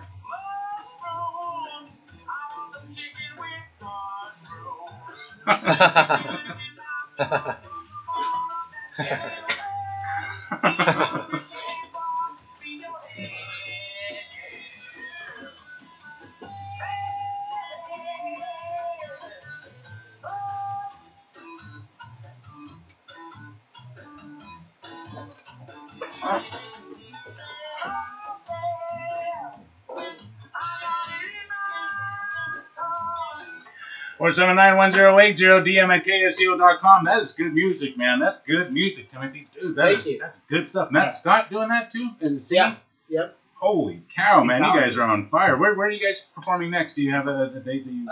Yeah, we're actually playing Lupin Lodge Uh-huh. a week from tomorrow in the afternoon, which is a clothing optional resort in Los Gatos. Wait, what did you say? Clothing optional resort. Yeah. Oh, jeez. A clothing optional. Hopefully they're wearing this. Wouldn't that be kind of distracting while you're playing music or no? We're going to find out. I think it'll be fun. You guys are pretty talented. There's no doubt about that. Joshua, you got a website, which I keep forgetting to mention, right? Jeez, I'm so sorry, dude. So go ahead and plug your website. Yeah, two of them. Evidenceforgod.org, the number 4, evidenceforgod.org. And you'll see there's a YouTube channel connected to that. Please subscribe. And then the other one is hiphopconservative.org. Right. And there's a podcast on iTunes related to that, Hip Hop Conservative. And that's a good podcast too. I checked out the first 2 or 3 episodes, and I haven't checked out your last one. But I was really impressed too with your podcast, hiphopconservative.com. .org. And you can go on iTunes. That's where I subscribe, right? Hip Hop Conservative. Just type it in. It pops right up. Okay, 47910. Let me read, before we get to the phone lines, let me read a text message here. See, God is the ultimate scientist. He is our creator. None of this would be possible without him. Even if you subscribe to intelligent design, doesn't prove Christianity. Maybe there are 10 gods. 218-5726. Thank you, Dave, for the show. So refreshing to hear a controversial topic discussed with both respect and passion on both sides. Personally, I've had too many supernatural experiences in God's deliverance from drug addiction, etc., and the utter feeling of his abiding presence of my love in life to not believe. Of love in my life to not believe. So there's somebody who believes. Morgan writes into dm@ksco.com. So the chance idea, it should be thought of on stellar time, the time scale in which stars operate. Then there is geologic time. I get his point. And then there's geologic time, all the natural processes like tectonic plates and erosion and deposition of sediment to create our striatic layers from wind and water erosion. Through that length of time, it is not chance, just a matter of time before life happens. And then he goes on and on. 479-218-5726 dm@ksco.com. I mean, the idea that chance can do it, but how come even directed in perfect conditions in a laboratory, we can't do it? You can literally take a cell or even a frog, throw it in a blender, as gross as that sounds, and have all the molecules and all the pieces there, and we can't create life in a laboratory. So the idea that given enough, we can't. Today we can't. Right. So I mean, you could say, we're going to grow a tail and wings someday, but I mean, today we can't. We simply can't. Well, but isn't this how science has advanced and kind of people's tendency to believe in religion has diminished? As we learn more and more and learn that you don't need God to explain these things, that'll happen, right? So Timothy says, I think the opposite is true. and that's the way all science has progressed up to now. You don't know things until you know them. Eventually, that will happen, but until then, it's just. I think the opposite is true. When you look at evolutionary theory, like I mentioned about the cells, as we learn more, evolutionary theory gets less and less likely. The idea, again, was millions and millions of years, and now it's shortened. And then you have less chance. On top of that, it was, it's not very complicated. A cell's this little blob. Now it's like there's a city inside of each cell. It's less and less likely. I'll give you guys a really good example. Maybe we just need a better theory. Yeah, maybe intelligent design. Why not? Well, I don't think that's a better theory. necessarily. But why not? If you have a book in code form, and every time we have a book, there's an author, but this one time, there's no author. To me, that just seems like it's bending over backwards to avoid intelligent design when the point it starts pointing for that direction that there's an author. Wouldn't anything less not be around to be witnessed? What do you mean? I mean, so obviously we are the ones that made it, right? DNA assembled and led to where we are, obviously, because anything that didn't is not here to explain it, right? So it's by chance. It is by chance, and we were formed, we were created, and there you go. Now you chalk it up to something mysterious and supernatural, but it's not. It's simply just this is just chance. We were here. You give it enough time, and you're going to have DNA develop, and you give that enough time, and you're going to have life develop.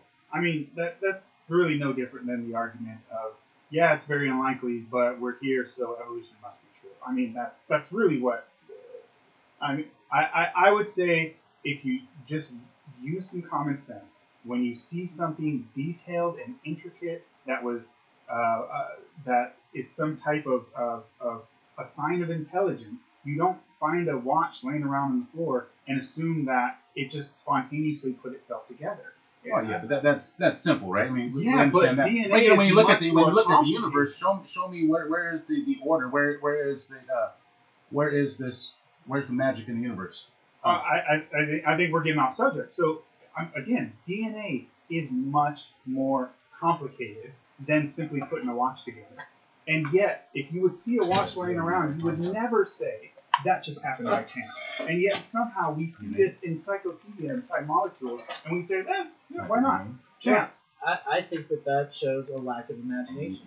That we have to apply ideas about man-made things to nature.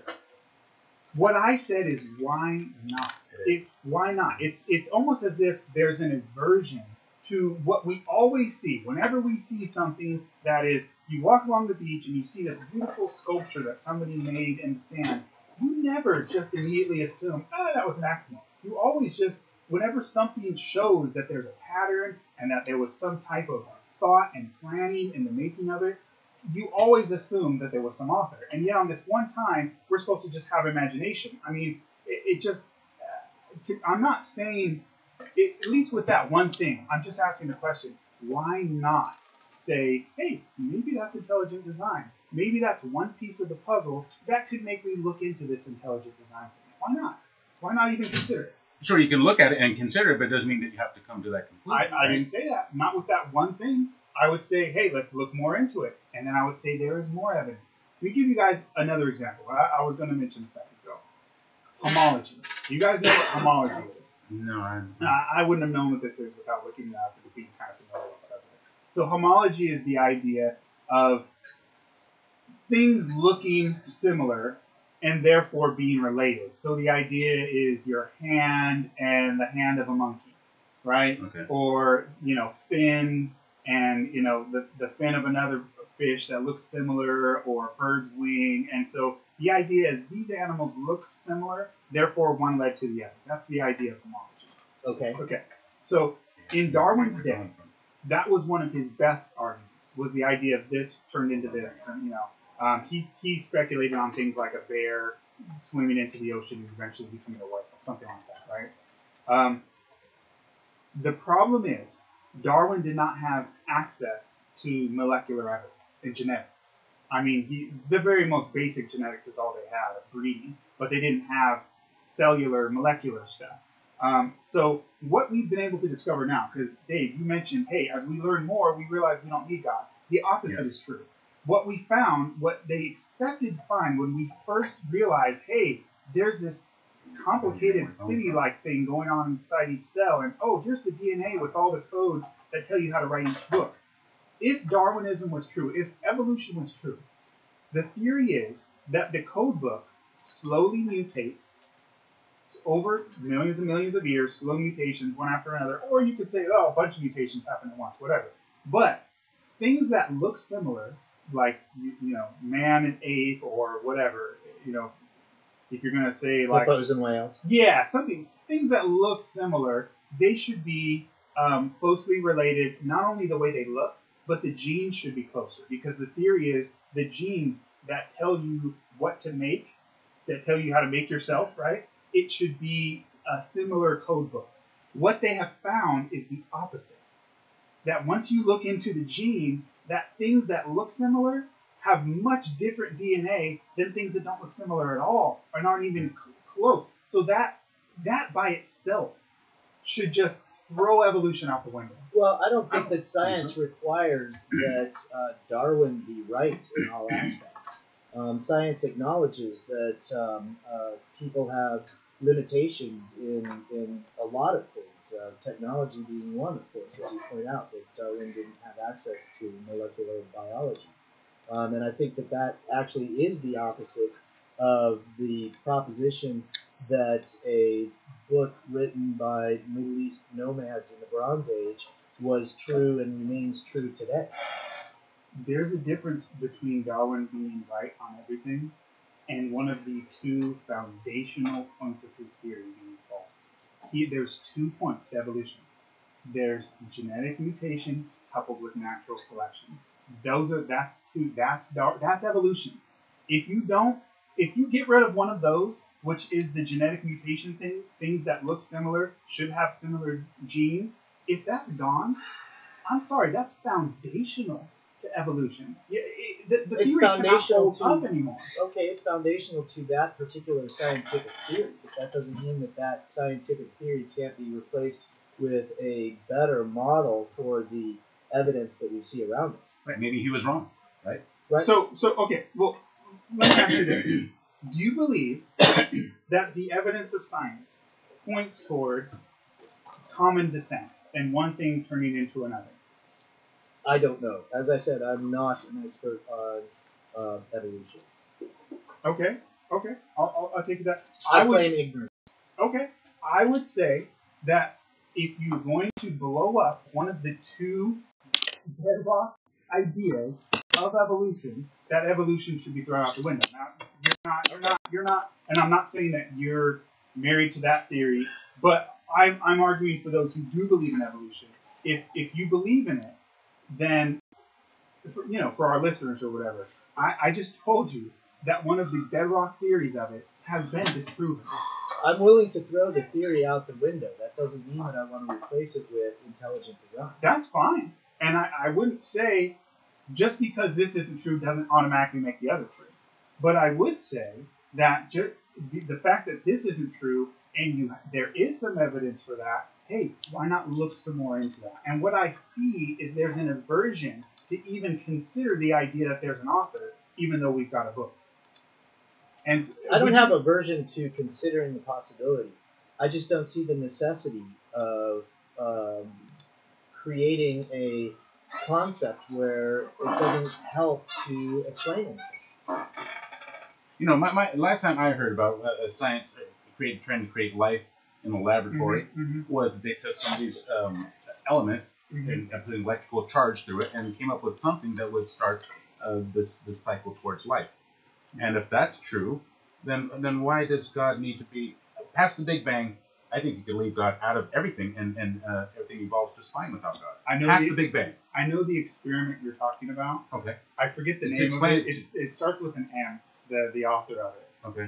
And the idea was to create amino acids. Correct. Yeah. Create amino acids, which are the building blocks for proteins. And once you got proteins, then you can jump. Right. And so we're talking trying to, if you were to think of DNA as a book, so you have letters in a language, right? We're talking not even a letter. We're talking a piece of a letter, right? So we're far from creating. But you're talking something, but we're talking creating something from nothing. You're still talking about creation of something that would lead to life, right? Not guaranteed. Number one. Number two. But you admit the possibility. No. Number two. His theory has been that experiment was a fraud. And it was later on proven as a fraud. See, you're old school. And they used to teach that experiment in the textbooks. I just heard about it not too long ago. I don't know how long ago. Okay. Well, this is something that used to be taught. I thought it was a new experiment. I forget the guy's name. It was like Miller or something like that. I forget. It started with an M. And maybe we can look it up in the break. But most stuff I listen to is not old science. I mean, most stuff I listen to is, Well, there's some people. There's some people who are still giving this theory. It was like in the 50s or something. Okay. This guy did this, Okay. but it's been proven now that what he did was a fraud. There was many problems with that experiment, and you can't. It's not even number one. He's not even getting close to creating life. Number two, his experiment was a fraud. So Well, if it's a fraud, then nothing else matters, right? Yeah. And I don't know that it was, but if it was, then okay. If it's the Then famous no. one you're talking But if about, it's true, and that is how you can start life, I mean, it's then just what? not, and it's just. I mean, it's just not. I don't So know what to tell you're denying that there is a possibility that it could ever happen in the future that scientists could create life in the lab. I mean, I would rather look at what we have, and what we have today is a textbook inside cells. And usually, books are written by authors. I mean, rather than go into, oh, well, let's speculate, maybe one day we can create life. I don't think that's possible, but I don't think it's also very useful to even speculate. What's the point of that? Instead, I see the evidence today of an encyclopedia inside of cells, and I'm saying, hey, usually books are written by authors. And I don't think that's crazy. Is 100 monkeys with 100 typewriters in 100 years? Is that crazy? The whole idea of eventually they're going to write a book. I do think. What about if you give them a million years? I do think that's crazy, and especially if you don't have a million years. If you start shortening the time frame of punctuated equilibrium, I do think it's crazy. Yeah, I mean, I think we're bending over backwards to ignore the obvious. You got a book, there's an author. I mean, again, all I'm saying is look into it. Like, okay, for example, for people, and I brought this up with another caller. I won't mention his name. I know who he is, but he called before, and he talked about the idea of, ask an atheist question. And I asked him, do you know the holes in evolutionary theory? And he didn't. And so I would tell those who don't believe in Christianity, don't believe in anything, maybe you believe in evolution, study what scientists themselves say are the holes in your theory. Well, then let me turn that around. Do you know the holes in Christianity? Absolutely. I've seen the arguments against it. Absolutely. What are some of the biggest holes that you've had to deal with? Let me reference this book real quick and we can get that. Check out the book Shattering the Myths of Darwinism by Richard Milton. And the guy is not a Christian. He's not even an intelligent design guy. Shattering the Myths of Darwinism. Check it out. Okay. Your question? What are some of the biggest hurdles that you've had to deal with answering? Some of the biggest inconsistencies? Mostly you're dealing with things like the Odyssey questions, which is the justice of God. So you're dealing with things like, That has to do with his existence, though, or his justice? I'm talking about his existence. People usually will jump into the justice stuff at first, but if you want to talk about his existence, that's what we're talking today, right? That's what we're talking about. Well, I mean, yeah, we could read all kinds of things. I've got materials. I've got some stuff prepared on the justice of God too. But as far as the arguments against his existence, I would say that the majority of arguments that I've heard are people who haven't seen the evidence for it. So what they're arguing is things like, oh, well, people like Pascal's wager, right? Mm-hmm. Yeah. So you've got that on your page, and that's an argument. I don't use that argument, and I'm not, because it's a terrible argument. I don't. What is Pascal's wager? Go ahead. Pascal's wager is essentially the idea that Pascal, who was one of the inventors of calculus, said, if I believe in God all my life, and it turns out that I'm right, then I get to go to heaven. And if it turns out that I'm wrong, and there is no God, then I haven't lost anything. So you might as well believe, because there's no downside to believe. And I think that's a terrible argument, because a lot of people waste their lives if that's the case, and try to mold society in a particular way based upon a belief that may not be true, and that I believe isn't true. See, I tend to agree with you on the idea that that's not the strongest argument. I wouldn't use an argument like that. So what I see with people who say, hey, here's our arguments against the existence of God, they'll attack things like Pascal's wager. But I don't use that as an argument. So I think it's attacking something that is not an argument that I would make. I mean, even though I get it and I understand people who have blind faith, it's not something, that's just not my my DNA. I'm not like that. I need evidence. So I wouldn't tell somebody, hey, just believe it because what are you gonna lose? I agree. My original idea was I'm not going to believe something my entire life, teach it to my kids, and swear as if it's true, and I don't know. I need evidence. And so Pascal's wager wouldn't fly with me. 479-1080, let's try to take another phone call before we get to the break. I think it's going to be Jason calling from Salinas. You're in the air. Good, Jason. Good.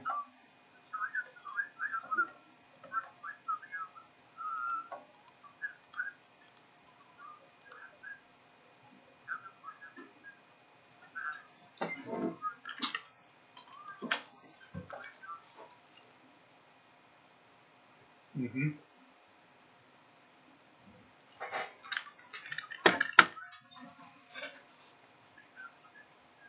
Good question.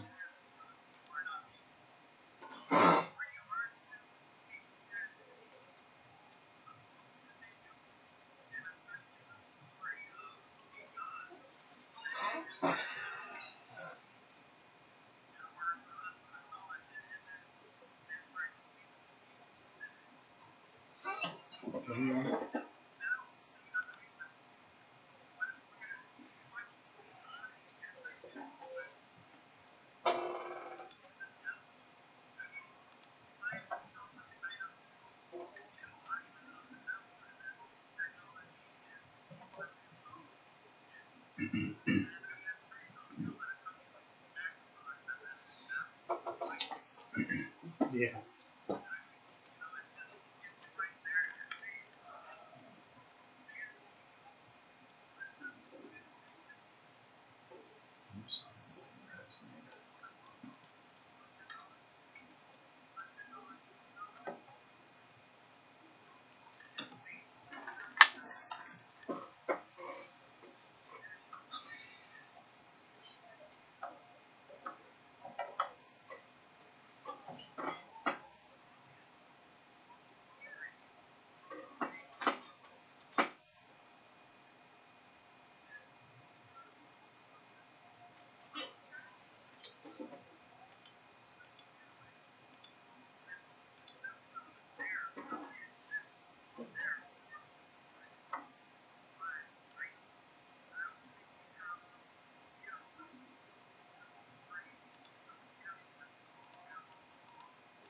Thank you for your call, Jason. We got to head out to a break. Hang in there. We're going to be right back. Timothy Walton is joining us. Joshua Fontanilla, evidenceforgod.org.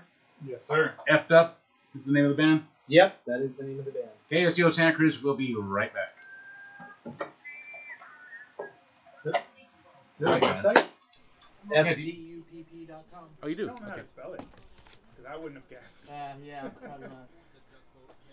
.com. Okay, I'll be sure to evidence for God. That was an interesting call, that last one. You kind of got interesting toward the end. You know, I've always wondered that too. I kind of have a feeling that technology is frowned upon by a lot of religions. It seems like there's not much room for advancing technologically. It just seems like they're not compatible. It's just the opposite. It's really just the opposite. I mean... And then when he was saying about technology causing more harm than good, that's crazy. I don't see how you can say it's the opposite when Galileo was tortured until he agreed to set aside the truth. Yeah, but then you have guys like... But he was a devout Christian. So who... Or you got guys like, you know, Pascal helped create calculus, but who was the chief author of it? Actually, Isaac Newton. Well, Pascal, invented it independently, as did René Descartes. They didn't came up with it independently. But Newton had a lot to do with calculus, yeah.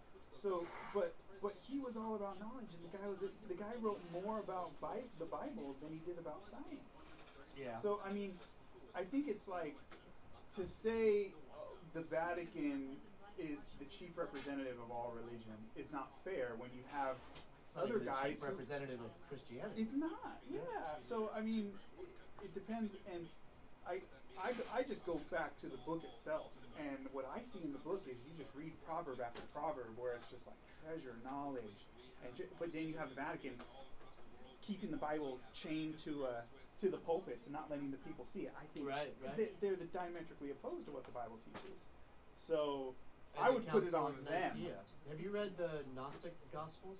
I'm familiar with them, but I'm not a big fan. It took me a long time to find them in printed form, but I actually got a book, and it's some interesting stuff. Yeah, interesting is a good word. I would say that the Vatican stuff.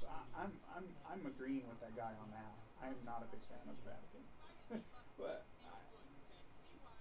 I mean that's just me. Yeah, well, they don't always treat their own people all that well. No, they don't. No, they didn't. We had a whole show that we never really got to. Don't get me started on Mother Teresa. On the Vatican. Oh, whew, that's not a popular view. I know, but man, there's some non-pretty stuff. Yeah. About Mother Teresa? Yeah. Really? Yeah. I heard about her orphan organization selling kids. Did you hear about that? Yeah. No, I did. Yeah, man. They were selling kids. I did.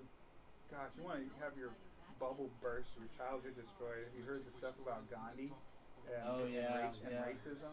Especially towards the end where he went pretty crazy and he insisted on sleeping nude with his 2 prepubescent granddaughters. Wow. Is that true? Yeah. That's not the kind of stuff you see in the history books usually. Right. Was that common information before they made the movie about him?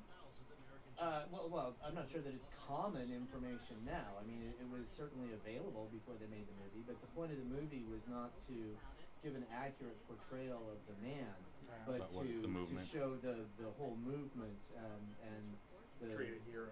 Right, and the community and history that resulted.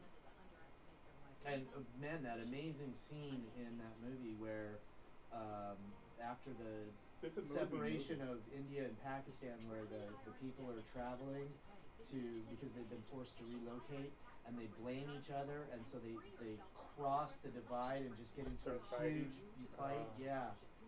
Wow. I remember they used to coexist. Right. That's the crazy thing. Right, until they were independent from Britain. That's the crazy thing. They used to coexist. Yeah. And which countries was this? In India. Pakistan was created after India became independent. Wow. History is littered with ugly stuff like that. Yep.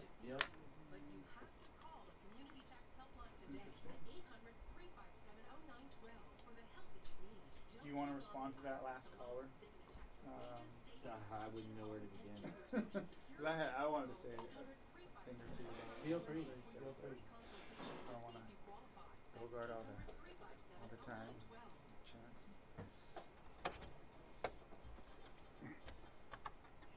Good afternoon, everyone. You're listening to KSEO Santa Cruz. The time is now 6:05. King of the Hill traffic and weather is straight ahead.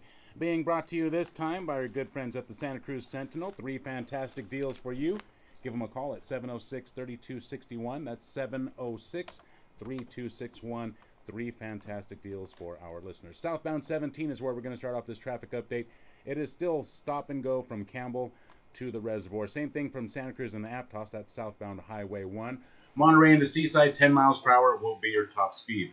Here we go. Southbound 101. Stop and go in these 3 places. That's Coyote Creek, Gilroy, and then again near San Juan Road. All of those are in the southbound direction of 101. All of those are stop and go. Northbound 101 heading into Salinas, 10 miles per hour until you make it past Main Street. Right around there, speeds should pick up fairly quickly.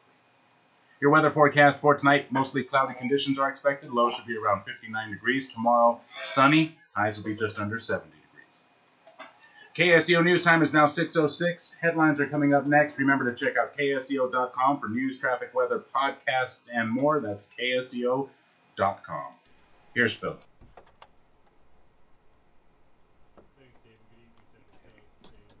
So where do you go for your traffic? I just go to Google Maps. I go to Google Maps and then a CHP incident page. Dude, that just took all the magic out of your traffic reporting. What did you think I was on? That just took all the magic out of it. I thought there was like some special news thing where they like give you some kind of talking points on paper. The CHP incident page is pretty nice, but anybody can go there. It's CHP incident page. And oh, you just You just shattered all of the magic of radio You should for make me. up the traffic helicopter like that. I know, right? It's high in the sky. Totally. That would work, huh?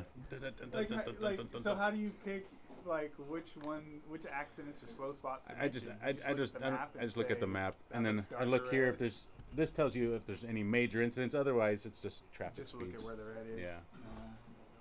I look for things like major injuries or fire. I will never Other than listen that. to that to say, but I hear that. I know, right? It's really unspectacular. I guess it helps because you can't, look that up while you're driving. But Yeah. Interesting.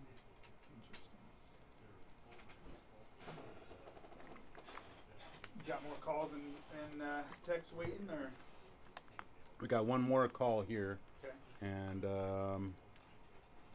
I'm sure once we get back on the air, they'll call back. 'Cause there was probably about 5 of them when we went to break. So at your house, all you use is the computer, what's it called? The mixer? The mixer, Uh-huh. mic, earphones. That's it. Yeah, that's pretty much it. That's and, it. And you're connecting through that website you click on, through the internet. Yeah, you can even do Skype calls. You can do whatever you want through there, dude. Through there. It's really nice. I do phone calls through the board. With my cell phone. Cell phone. What I needed to ask you about is how you connected. You made that. Yeah, I'll send you a picture of the wires, because all you have to do is buy 2 different wires, and I just tape them together so it looks like one cord. Otherwise, they kind of flop around. KSCO, your name and where you're calling from. Hi, Dana. Hi, Dana. I'm gonna get to you the second one up, and we'll get right to you. Okay? Okay, hold on. We got Alan and Diana. So you just type the name in? Yeah. And then you just hit that one and you know who it is. Yes. I'm losing all of the magic today. Usually I'm over there. See, and I the can't. more you learn, the less you need God and magic to. I'll let that one slide. Yeah, usually I'm sitting over there, so I don't see all this amazing stuff. Yeah, I you think don't, Dave's huh? just over here doing wizardry or something. No, it's no wizard. It's just a lot of clicking and knowing where the stuff is. Yeah, I know, right? it really is. I need to put a curtain around. Exactly, and use the Oz voice thing. We abandoned Oh, we abandoned let's see. What track should we go with next, Timothy?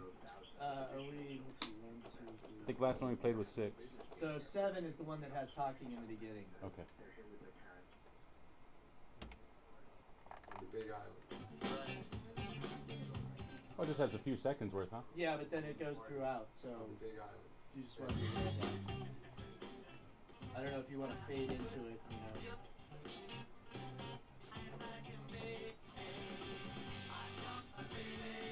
Sounds good. I'll just play right from the beginning. Okay.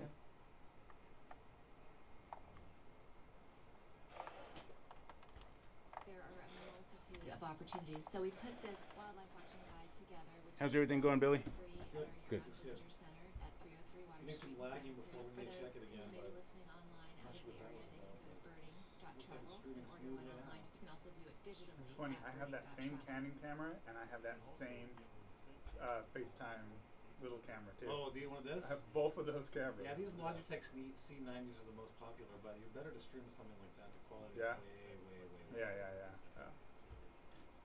We're not doing that today. We'll leave it there.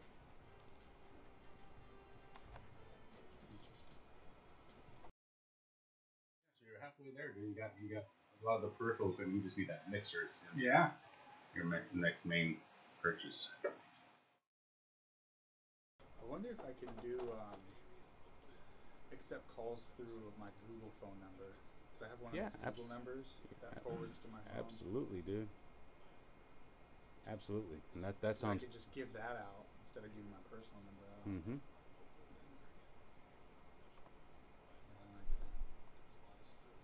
So if you were playing music in here that we could hear, only us hearing it, we pick it up there. We can. I mean, I don't know. I'm just throwing it out there. Not that it matters. But we have maybe one person watching right now. That's all right. Diana, who's on hold. Yeah, exactly. That's all right.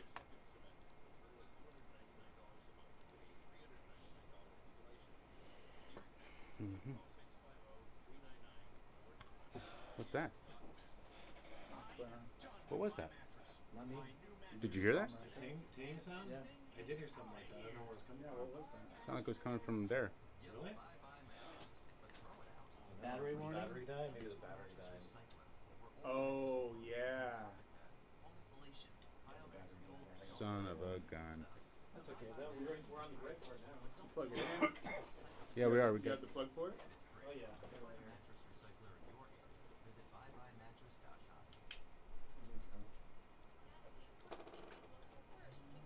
okay. Could we give you more of a warning? Yeah, no You know kidding. what? I think it was beeping earlier, but this is a we- camera that I'm not used to, so. I like the diversity of the people, the police, the fire department, who strive to keep Watsonville safe. American dream. I like to be in the area. Yeah, Dave, those small cameras like that, remember how it was turning off? All those cameras like that turn off after like half an hour, 45 minutes. You can't, from not doing that. This one doesn't do that. But yeah, all those little ones. Does that have a stabilizer? That what's it called? Like one of those kind of like if you were walking with it, holding it. I don't think this has a built-in stabilizer. It might. I But mean, you know that, what happens? Stick. Oh, a selfie stick thing? No, Like a gimbal? the thing that you have it on, it doesn't have any kind of stabilization. No, it doesn't have a gimbal on it. No, is that the word gimbal? Yeah, gimbal. I need one of those. I bought one that The problem was was like is that the memory card is full, so it's not on the memory card. I'm not sure how to change this. All right, let me go back here first.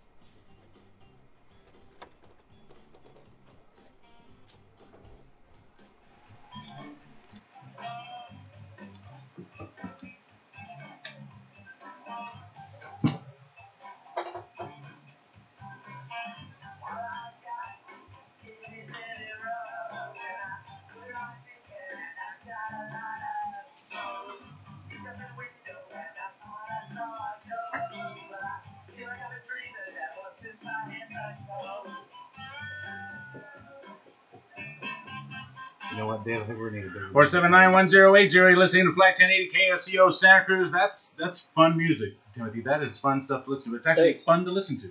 Yeah, and it's good. And you should see us live. We're a very fun band with unexpected things all the time. F Dupp, right? That's F as in Frank, Dupp as in his last name. DUPP. DUPP. FDupp.com. Yep. And your next gig will be when? A week from tomorrow at the Lupin Lodge in Los Gatos. And that's the That's the clothing optional resort. Yeah. Interesting. And Joshua Fontanilla is joining us as well. Evidenceforgod.org is your website, right? As well as hiphopconservative.org. Yep. Hip Hop Conservative, the name of your podcast as well. Yep, and Evidence for God is the number 4, evidenceforgod.org. Evidence for, that's right, evidenceforgod.org. Okay, you guys want to address anything before we move on to the phone calls? I want to invite more phone calls too, by the way. That last call. Okay. Yeah, I just wanted to make a point about that last call because he had some really interesting stuff to say. He's talked about the Vatican. He had it seemed like he had a belief in God, but didn't necessarily agree with some of the actions of the Vatican and so forth, killing indigenous peoples and so forth. And man, I would wholeheartedly agree with that. I would think of it this way: just because you have a representative of a religion doesn't mean that that's what defines a religion. So, I mean, let's say you take a president you don't like. Let's say you're a Democrat and you don't like Trump, or you're a Republican and you don't like Obama. Either one, whatever, right? Does the president that you don't like, assuming you don't like one of those two, do they represent all Americans? No. I mean, but they do. I mean, technically, in the sense of like in an official way, but do they represent what all Americans are like? That we are all like one of those two guys just because they're in office? No. You see what I'm saying? Like not everybody in the country is like Donald Trump. Not everyone in the country is like Obama. Like just because that is the official representation doesn't mean that everyone in the country is like that person.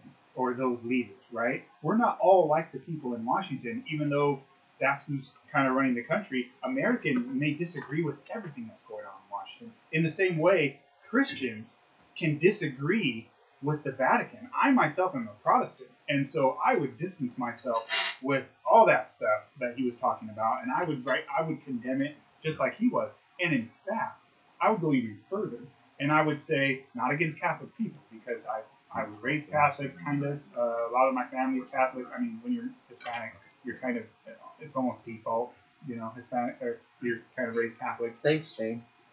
Exactly, right? But not against all Catholics. But I would say the Bible points to the Vatican specifically and condemns what's going on and the bad things that are going on at the Vatican, specifically in prophecy, just like it condemned many of the things that went on in ancient Israel. And so I think God would agree with him as far as the abuses that come from major organized churches. 479-1080, you guys want to get some phone calls, Timothy? You want to respond? Yeah. Okay, all right, let's see who is up next. It's going to be Alan calling from Monterey. You're in the air.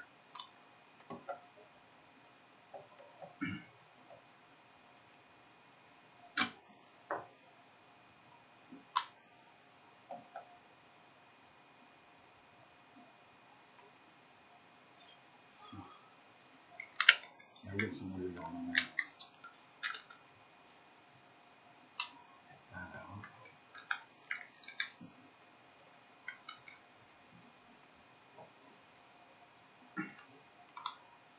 So you're saying it was a mistranslation?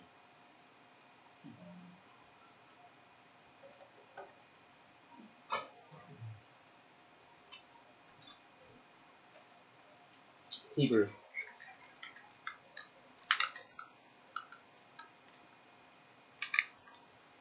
Could be. I never read it in Hebrew.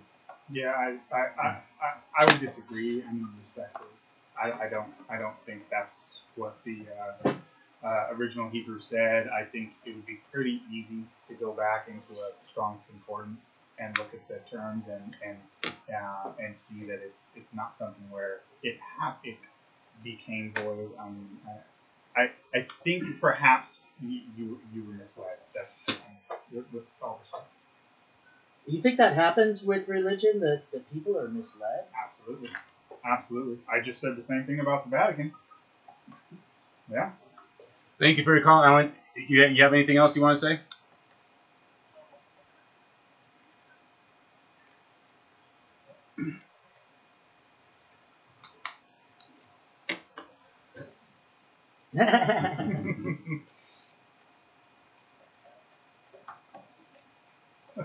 De-evolution, right? Devo, isn't that what the Devo was called? Are we not men? Are we No, not men? we are Devo. KSCO, thank you for your call, Alan. 479-1080-218-5726. Let's head out to AppFox. Diana, you are in the air. Thank you for your call.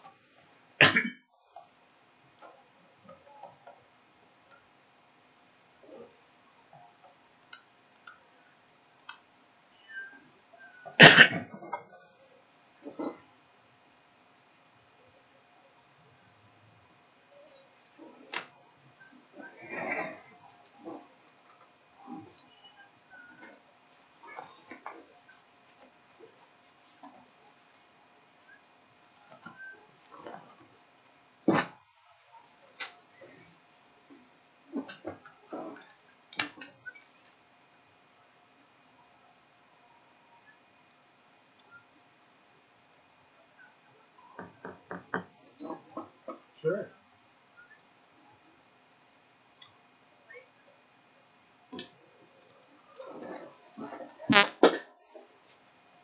It'd be a bummer to be a Canaanite.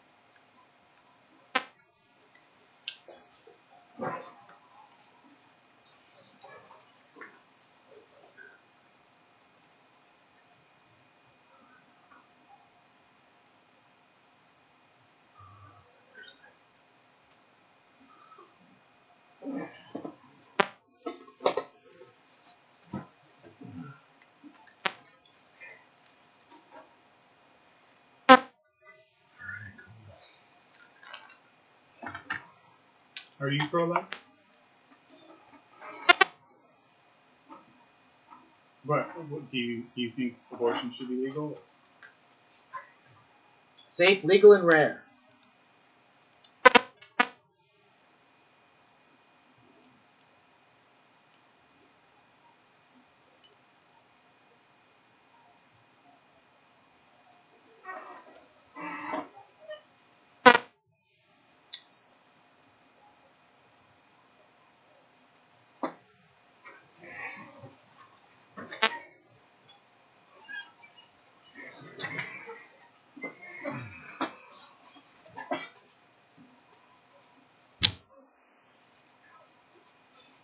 Well, you're talking more about the Vatican than most Protestant churches wouldn't oppose contraception.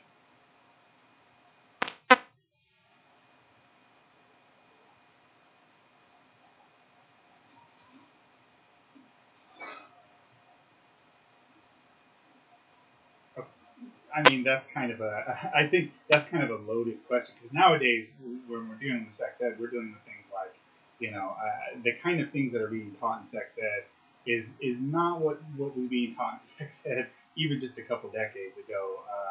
So I think the idea that the majority of churches oppose contraception is a bit of a stretch. I think you're both painting with a real broad brush.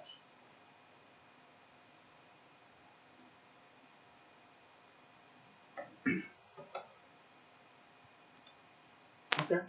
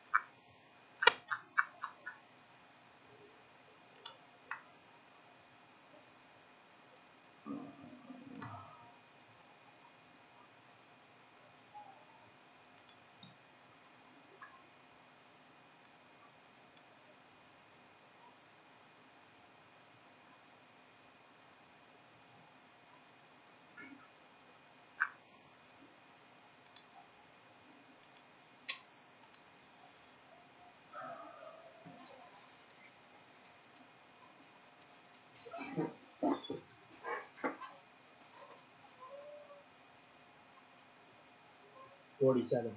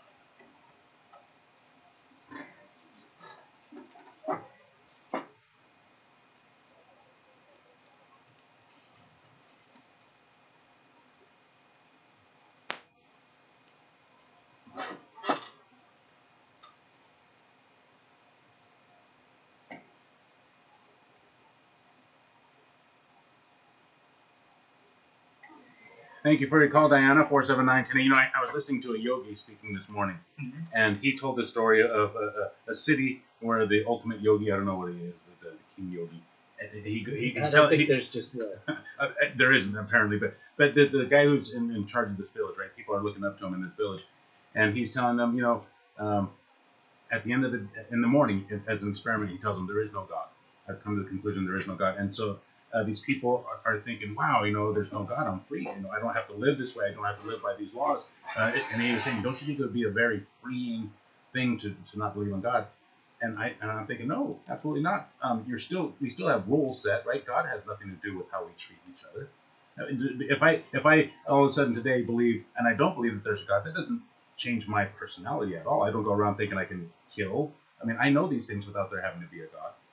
Right. I'll tell you that it was freeing for me in a certain way to become an atheist because it eliminated my fear of hell, which is something that I grew up with and became more pronounced over time as I became more skeptical of Christianity in particular, and feeling like I was going to be judged and thrown to eternal damnation. And so changing the belief to there is no God, there is no judgment day, there is no hell, was freeing for me. And I'll tell you, I kill and rape as often as I want to, which is 0.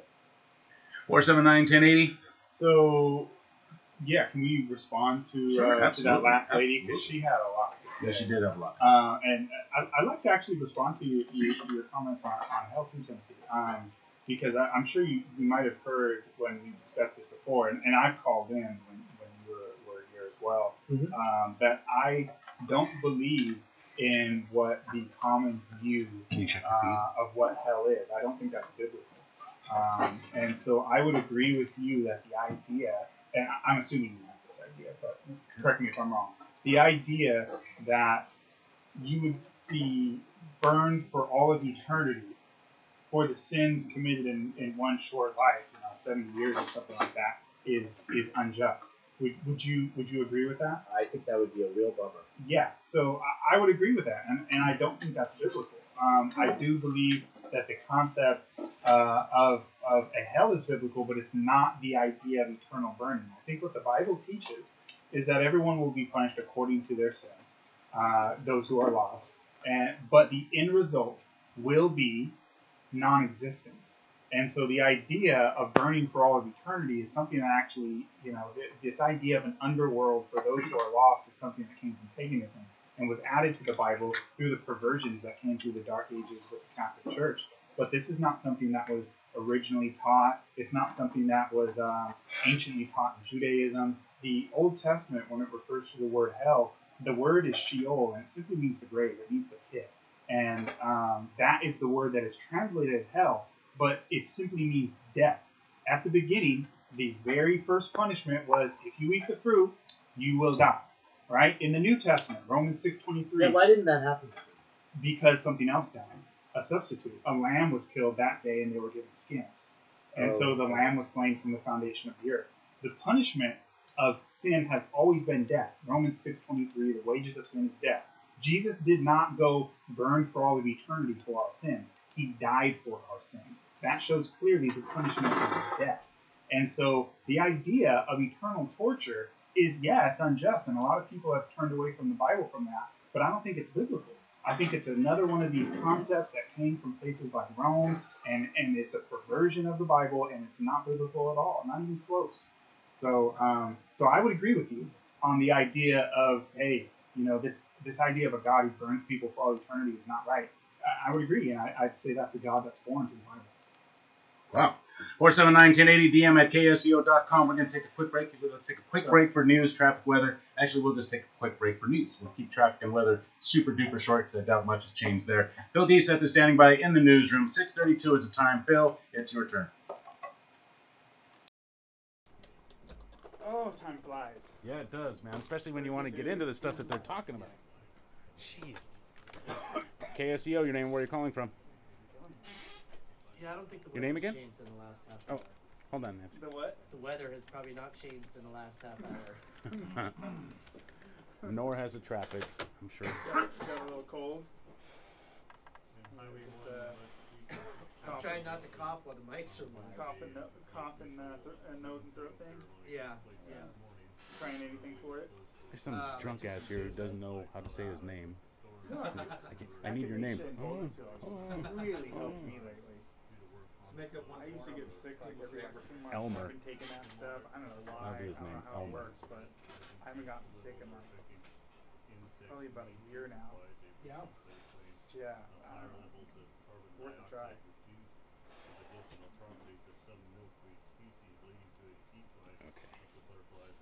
So which track should I go with next, Timothy? What are we up to? 8? I think we're on number 8 now. Yeah. 8 will work.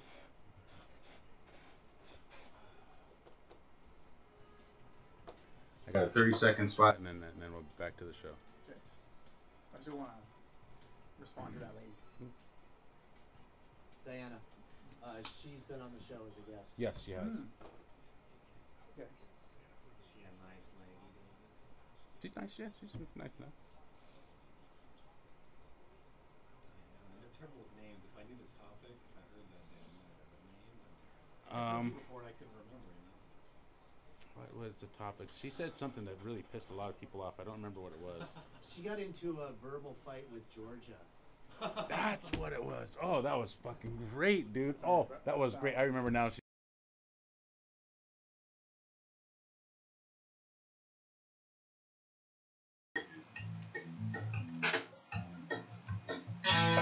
That's what it was.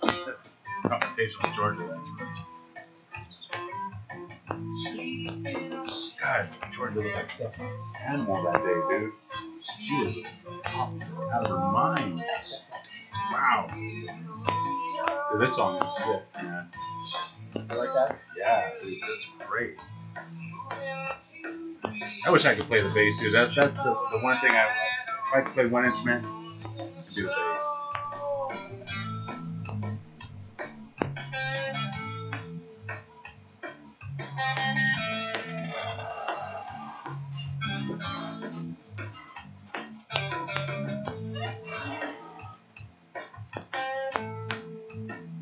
Great, dude. Damn, that bass is nice. I like that. It's and it doesn't follow a pattern that you would expect. It's kind of it's got some dissonance. Yeah, dissonance. That's what it's called. That's great, dude. 4791080. You're listening to Flight 1080 KSEO Santa Cruz. We're breaking in with music from F'd Up. Again, if you want to check it out, that's fdupp.com. You can buy the CDs there. Joshua Fontanilla is joining us. He's with Evidence 4, that's number 4, God.org. Timothy Walton, he is who you hear playing in the background there on that track, fdup.com. All right, you guys, what do you want to do now? I want to respond to Diane. Okay. Because she had a lot of good points, and well, she had a lot of points. I wouldn't agree with them, but I think I'd like to respect her views and give some time to respond to them. First, I would say, I did ask her the question if she was pro-choice or pro-life, and she kind of hinted on it first, but then admitted that she believes that abortion should be legal. And I would respectfully say that anyone who brings up the Old Testament argument of, hey, the Canaanites were killed, but at the same time is okay with abortion being legal, I think you've lost all moral grounds. If you think that abortion should be legal, for abortion, since Roe versus Wade, 60 million abortions. I don't think anyone who says that is okay should even, you've lost all moral grounds to say that this nation over here should be killed after God gave them 400 years to repent. And it was just a specific nation. If you're going to say it's okay to kill children in the womb, I don't want to hear any arguments about, this isn't okay, but you're okay with this. I think you've lost all moral grounds to make that argument. I'll answer the argument, but I would say it's hypocritical for somebody who believes in abortion being legal to even bring that up. But I'll answer the argument. Well, so what about the killing of disobedient children who have been born? Well, again, I would say if you think that's wrong, but you think it's okay to kill a child in the womb, sometimes on the way out, sever its spinal cord as it's coming out. I don't think you can even bring the argument up. You've lost the moral grounds to be able to make the argument. But you can still answer it. I'll still answer it. So, okay, a child being killed who's disobedient. That was an Old Testament law. Absolutely it was. I would say that the purpose of laws is not to give out punishment. The purpose of laws is to act as a deterrent. That is the purpose. That is the purpose of laws. We don't create laws against stealing just so that we can catch people because we like catching people for stealing. You do it to avoid theft from happening. In the same way, you don't create laws like that in the Old Testament because God loves seeing kids getting killed.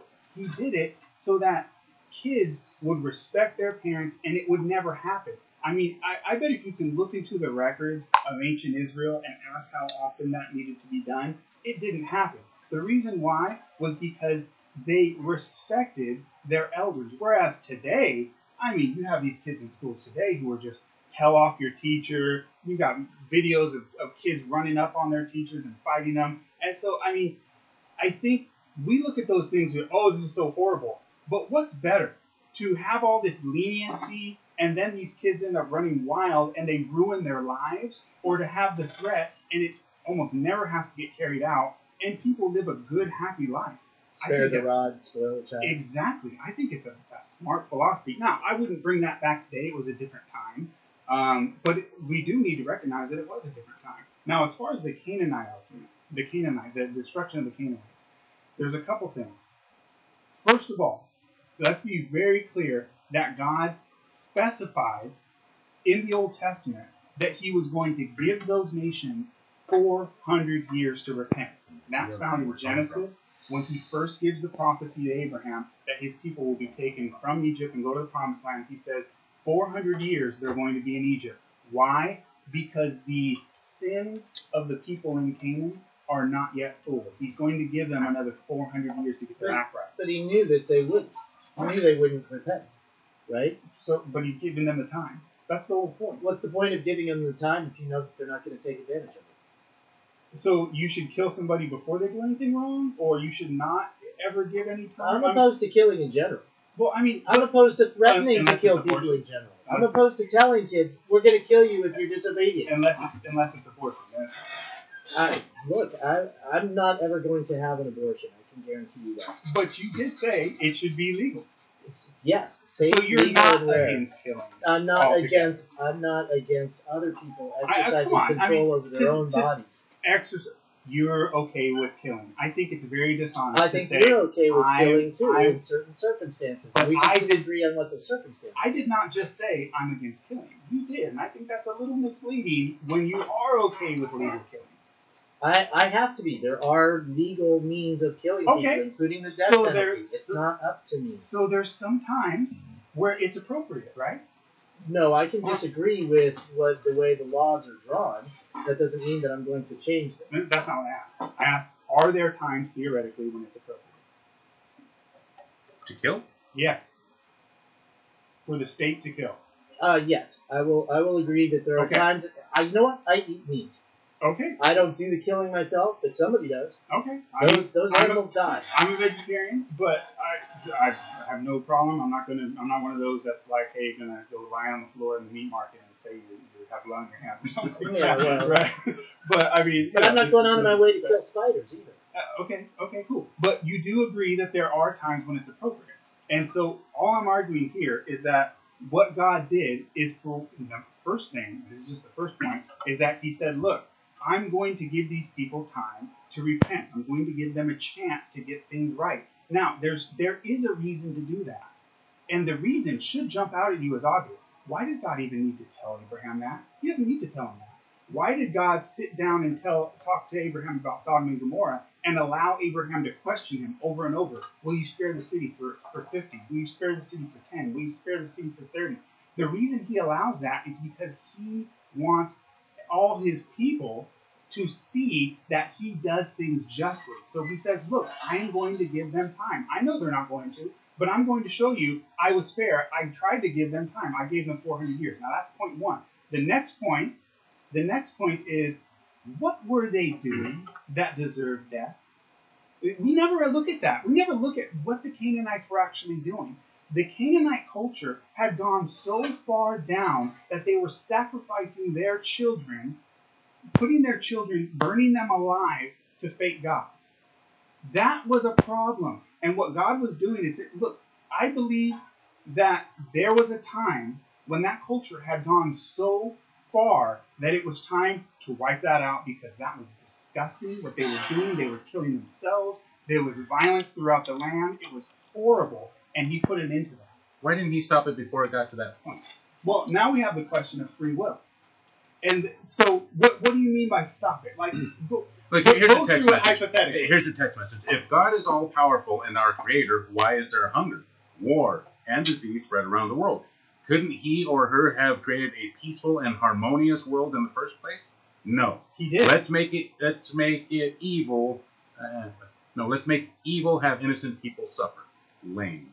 Okay. Well, I would say that person is misunderstanding the God of the Bible. The God of the Bible did create everything perfect. This story, if you're going to argue against the God of the Bible, you got to be consistent and at least go with what But they're not perfect if they went and started doing all this stuff. Hold on. Okay. God created in heaven, he created perfect angels, but he gave them free will.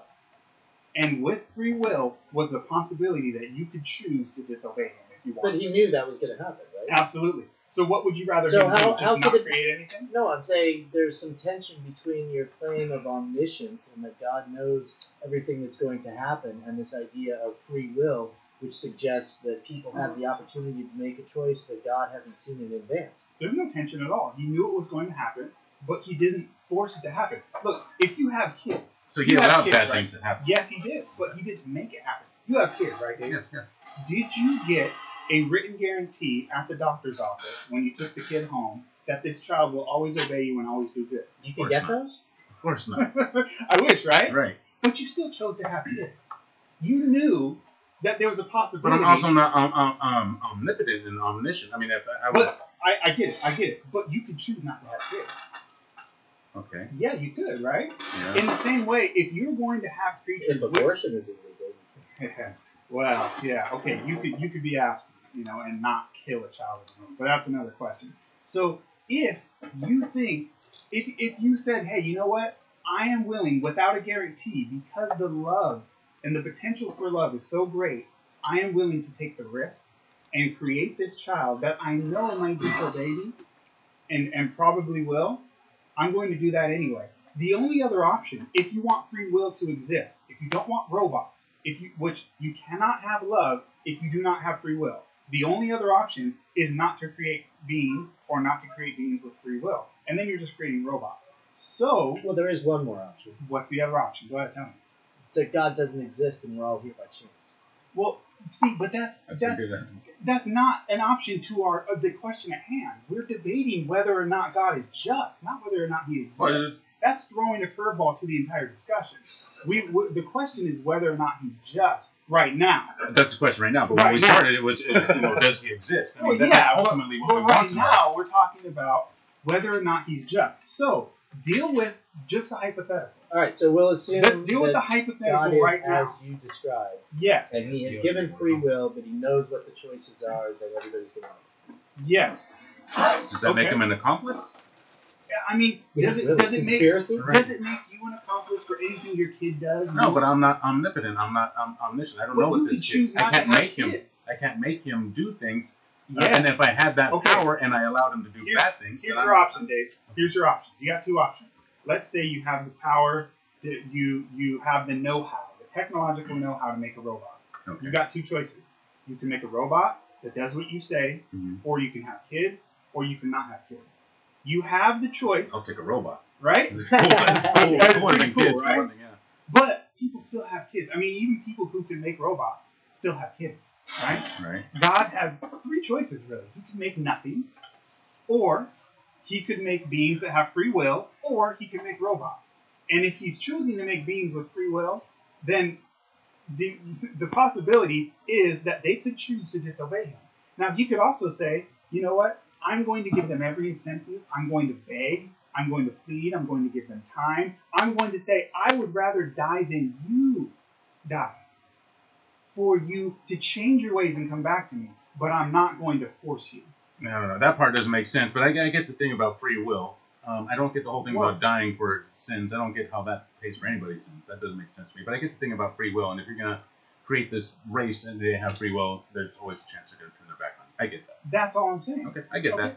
479-1080, you want to take some phone calls? We got a bunch of phone calls. Yeah. All right, let's get to it. Let's see who's up next. It is Eileen calling from Santa Cruz. You're in the air. Hey.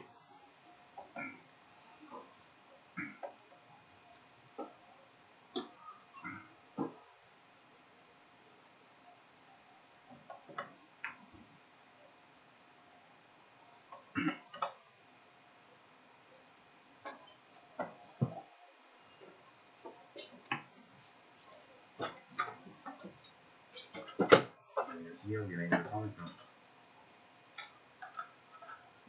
Hold on, got it. Run down, Billy.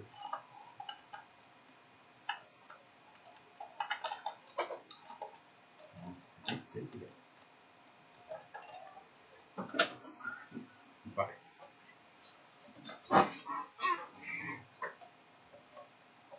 Yeah, I'd love to see it.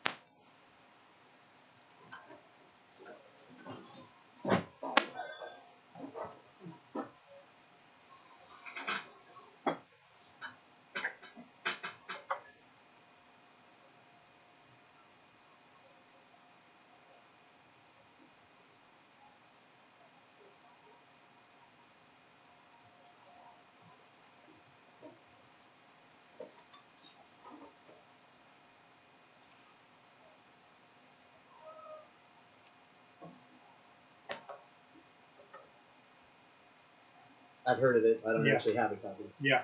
Yeah.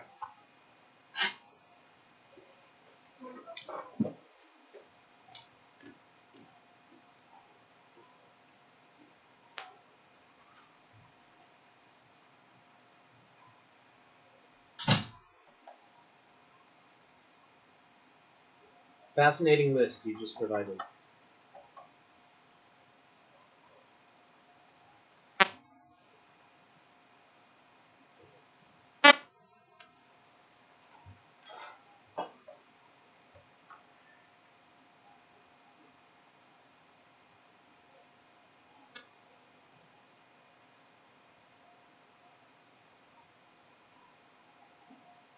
Thank you for your call, Eileen. 479-1080. Quicker so the ones that make the oats.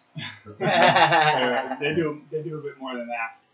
And that was a great list that she read off. I mean, Yeah. each one you could have a conversation about each one of those points. But we only have 3 hours. I know. I think most of that stuff was silly assertions. I mean, to be quite honest, it wasn't very convincing at all. I mean, the idea, and this is the same thing that Diana gave, the idea that God doesn't exist because I don't like the character of the God of the Bible, or I disagree, or I think it's immoral. I'm sorry, but I think that's just silly. That's like arguing that I don't like the idea of mosquitoes, therefore they don't exist, or I like my wife, therefore she exists. The question of whether or not we agree or disagree with God morally really is a separate question than whether or not he exists. I agree. And so I mean, while I respect the arguments of theodicy and questioning whether or not God is just, I think they should be separated from arguments of whether or not he exists. Sure. And I think it's really, and then you get into whether he's a good God or not. That's another, yeah, exactly. But that's the next question. What if you're following a God that's less than good? You could theoretically, What if you're following the wrong God? You could theoretically say, hey, I think this God exists, but I don't like him, right?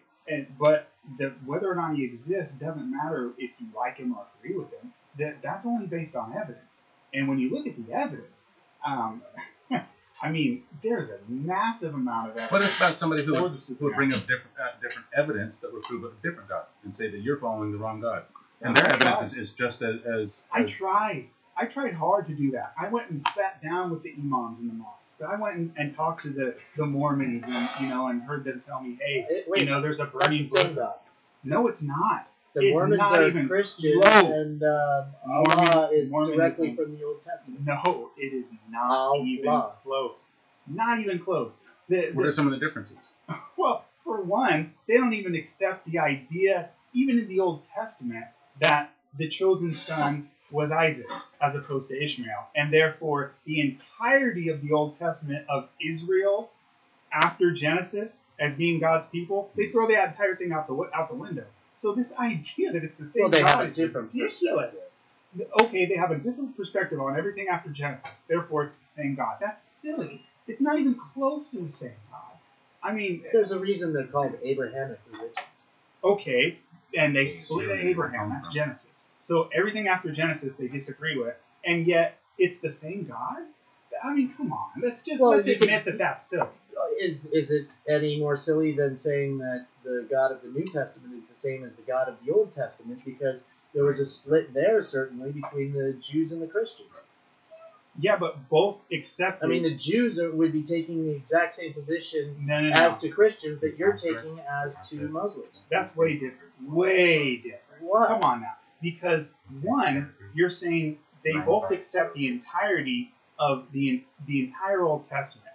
And then these ones say, hey, that points to this Messiah. The other ones say, we think Christians don't take the entirety of the Torah. Yes, they do. Where did you get that from? The Council at Nicaea. What? Okay, first of all, the Council of Nicaea doesn't speak for all Christians. Secondly, no, it's the idea it speaks to what's in the Bible. The Torah? Right. There are books in... You mean the first 5 books of Moses? That's the Torah. No, the Torah is greater than just the first 5 books of what we call the Old Testament. There are books that are considered scripture by the Jewish people that were not included when the Bible was created by the Catholic Church. And that's not accurate. I mean, we're going to have to agree to disagree, because I'm going to say that's not even factually accurate. The Torah is the first 5 books of Moses, and the Old Testament is often referred to as the whole thing of it as the Torah for short. But the disagreement on the Old Testament is not between Jews and Christians. It's between the Catholic Church and Protestants. And Mormons. And Mormons. Well, Mormons go and their religion. And Jehovah's Witnesses. Mormons, their religion so many sects. And there's so many sects of scientists. I mean, you could throw that out there. There's punctuated equilibriumness. And there's those who disagree with that and they want more gradualism. You can point that out and kind of snidely say, oh, they all have these different ideas. But the beauty of it is we have free will. We can do that. We can come to our own conclusions on our own. Would you rather? Except God already knows what we're going to choose. Yeah, but would you rather we all be How is it forced free to believe will something? if it's predetermined? Well, if God can tell us exactly slow down. You're jumping from subject to subject. I mean, we gotta stay at least on a subject long enough to finish it. And, the idea. I don't think that's going to happen today. I'm in the middle of answering one thing and you bring up another. I mean, predeterminism. That's a big another question there. The idea of Come on, Calvin. Does that not have free will though? I do not believe in Calvinism. Is not even close. That's well, but you said that, That's not God's omniscience means that He knows exactly what's going to happen, which I did means not that say I know how He knows that. No, but He does. Okay. Right. So how does that go with predetermining? If He knows exactly what's going to happen, how can there be any anything else that would happen? I didn't argue that. I just said it was free will. If he did if he did know how things were going to turn out and he didn't do anything about it, that is allowing you to have free will, wouldn't it be? I don't see how. If He knows exactly what's going to happen. If He knows that you're going to be a murderer and doesn't do anything about it and allows you to be a murderer, then He has allowed you to exercise free will. I think. How do you have free will if He knows that you're going to be a murderer, whether He does anything about it or not? If He knows that you're going to be a murderer, then you're going to be a murderer, and it's not up to you. I think these arguments are silly. These are the kind of arguments that you get when people say things like, "Oh, can God make a rock that He can't lift? But He can do anything. Therefore, these are silly. These are the kind of arguments that come from our Western mindset and are based off of our kind of our Greek culture. But they're silly. Why is it silly? They're silly. Why is it silly? Because they're just because they can't be answered? No, because they are silly. I mean, the idea, what you're saying. Hold on, let me answer. Zen riddle. Let me answer. Okay. The reason why this is silly is because you are saying it's not possible for an all-powerful God to make beings with free will. That's not possible. No, we're saying that it's not possible for Him to be omniscient and create beings with free will. That is He can be omnipotent without being omniscient. I mean, we don't know how He knows. I mean, it's assuming that He knows. But that's where it gets silly. That's where religion gets silly, because it's so easy to say, well, we don't understand, we don't know, and ultimately that is where religion is always inserted. And so you can always say, well, that's silly, but that's not always true. We don't know, therefore God. I mean, right? I think that's a lame response. I really do think that's a lame response. I think it's a true response. That's not even dealing with the core of what I'm saying. That we don't know, therefore God. That's not even what I'm saying. I mean, I'm thinking you're not allowing for the possibility that a God who knows the future doesn't force it to happen. That's all I'm saying. And to say that I'm saying, oh, we don't know, therefore God, I think it's a bit glib and it's oversimplifying. Okay. 4791080. We got. Oh, I think we're over. Yeah. I think we got cut off. KSEO Santa Cruz Flight 1080. Thank you guys. I don't think we're on the air anymore, but thank you guys. Joshua Fontanilla, evidence 4, the number 4, God.org, and Timothy Walton, fdup.com. I think we're off the air, guys. Thank you for joining us. We need to make 6 hours out of this thing. Jesus. Jeez.